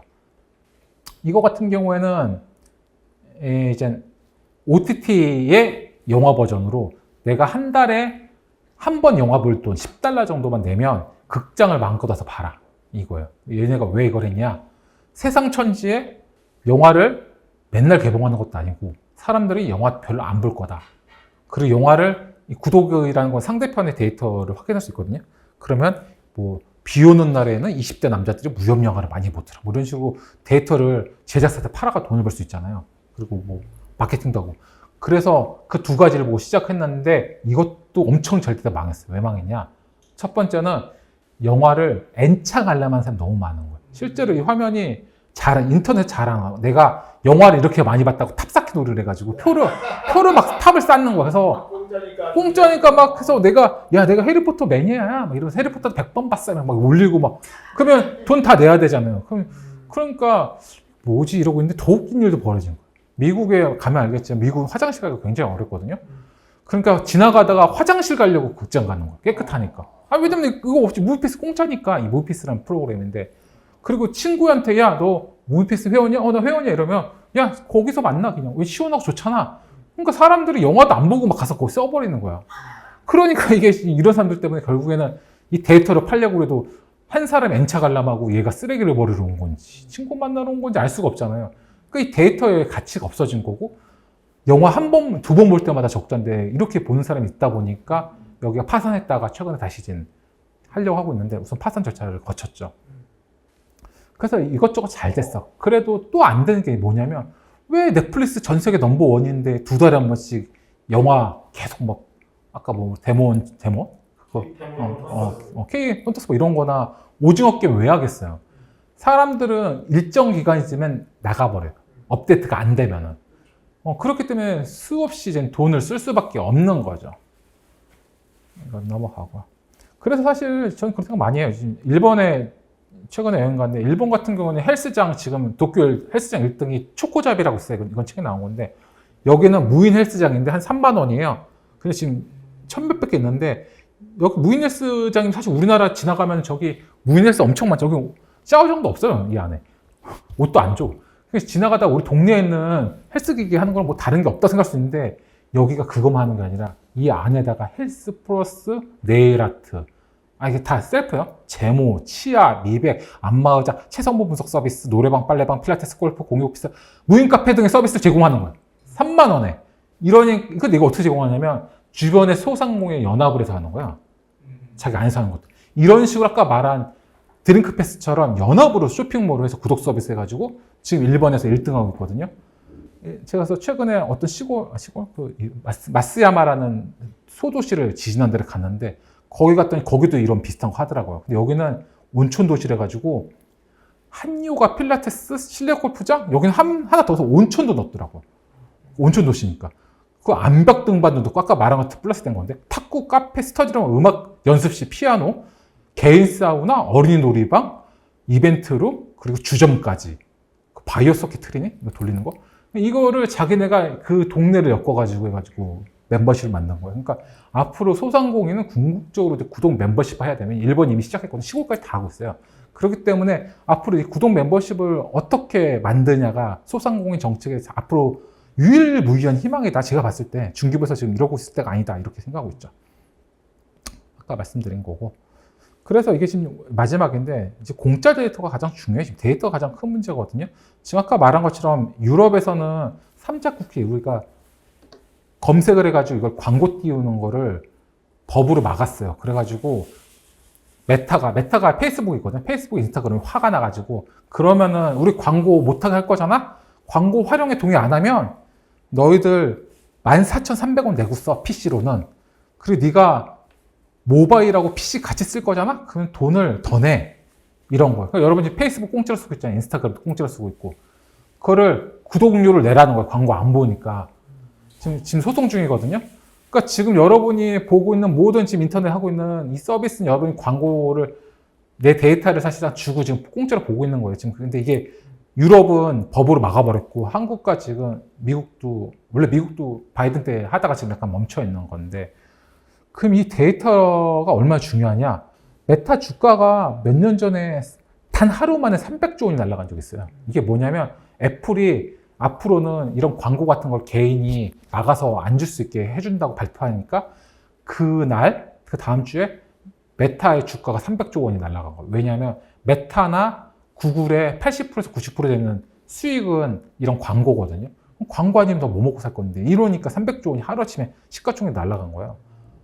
그러면 전 세계적으로 지금 이렇게 광고 시장이 얼마나 돼요? 봤을 때 지금 1,000조 원, 올해 기준으로 한 1,000조 원 정도 돼요. 뭐 구독경제 시장 2,000조 원인데. 그러니까 이 시장에 지금 막혀 있죠, 사실상. 그럼 우리의 개인정보는 얼마냐? 실제로 우리가 예를 들어가지고 뭐 보험 같은 거 보면 보험 알아보세요. 그럼 우리 개인정보 넣고 뭐 스타벅스 쿠폰 또는 뭐 메가커피 쿠폰 받잖아요. 2,000원에서 4,000 몇백 원짜리 받잖아요. 그럼 그거를 어떻게 되냐? 토스 앱에서 한 건당 69,000원에 보험 설계사 혜택 제공했대요. 그러니까 여러분이 2,000원에서 4,000 몇백 원 주고 이 커피 한 잔에 줬던 여러분의 정보는 그거의 10배 거의 그죠? 69,000원 얼마죠? 2,000원으로 치면 30배고 4,000원으로 치면 한 열 몇 배 되나? 하여튼 그런 돈으로 팔리고 있는 거죠. 개인 정보는. 그러니까 얼마나 우리가 지금 개인 정보를 거의 날로 지금 하고 있는지 알 수가 있죠. 그래서 지금 앞으로는 문제가 있기 때문에 공짜 데이터로, 공짜 데이터가 만든 건데, 지금까지 데이터는, 그러니까 이거예요. 지금 구글에 들어가시면 개인 맞춤형 정보를 해서 맞춤 광고 사용 중지하게 이렇게 지금 본인이 할 수 있어요. 혹시, 그러니까 이거를 안 해놓으면 내가 이거 칠 때마다 이 광고나 이런 정보가 넘어가는 거예요. 근데 이거를 지금 개인이 맞게 만들어 놨거든요. 그리고 사실은 법으로 아예 이걸 막으려고 그랬는데, 유럽은 막았고, 지금 구글 같은 경우는 약간 지금 개인한테 줬어요. 왜냐면 이거 막으니까 너무 이슈가 많아가지고. 막을 수 있었구나. 지금 막을 수 있어요. 그래서 이거 여러분 정보 지금 저게 아무도. 계속 보고 있는데. 그러니까 이거 관련돼서 결국에는 이 데이터라는 게 일자 데이터라고 해서 우리가 가입할 때, 회원 가입할 때 우리가 적는 우리 개인 정보가 있고, 이자 데이터라서 우리가 회원 가입하면 그 다음에 뭐 얘를 항공사다 치면 항공사와 여행사 연결이 있으니까 같이 기업끼리 하는 이 데이터 제공에 동의하냐고 나오잖아요. 그게 이자 데이터거든요.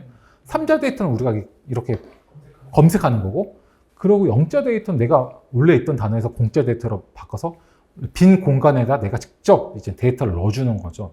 그래서 앞으로는 이 데이터를 어떻게 쓰냐가 중요한 거고, AI도 궁극적으로 지금 가장 큰 이슈가 그거기 때문에 이 3자 데이터가 종말되고 0자 데이터, 공짜 데이터를 누가 어떻게 쓰냐가 굉장히 중요한 거고, 이것도 결국에는 구독 이외에는 방법이 없다. AI 시대에. 그리고 예를 들어가지고 B2B 데이터 같은 경우에는 엄청나게 지금 데이터가 많거든요. 왜냐면 우리 스마트폰 데이터보다 훨씬 많아요. 그래서 아까 말한 것처럼 지금 이거 최근 어제 기사예요. 구글이 고객 동의 없이 아까 말한 3자 데이터 이거 관련돼서 동의 없는데 광고했다고 지금 1조 원 부과됐대요. 어제 8월 4일자 제 기사 가져온 거거든요.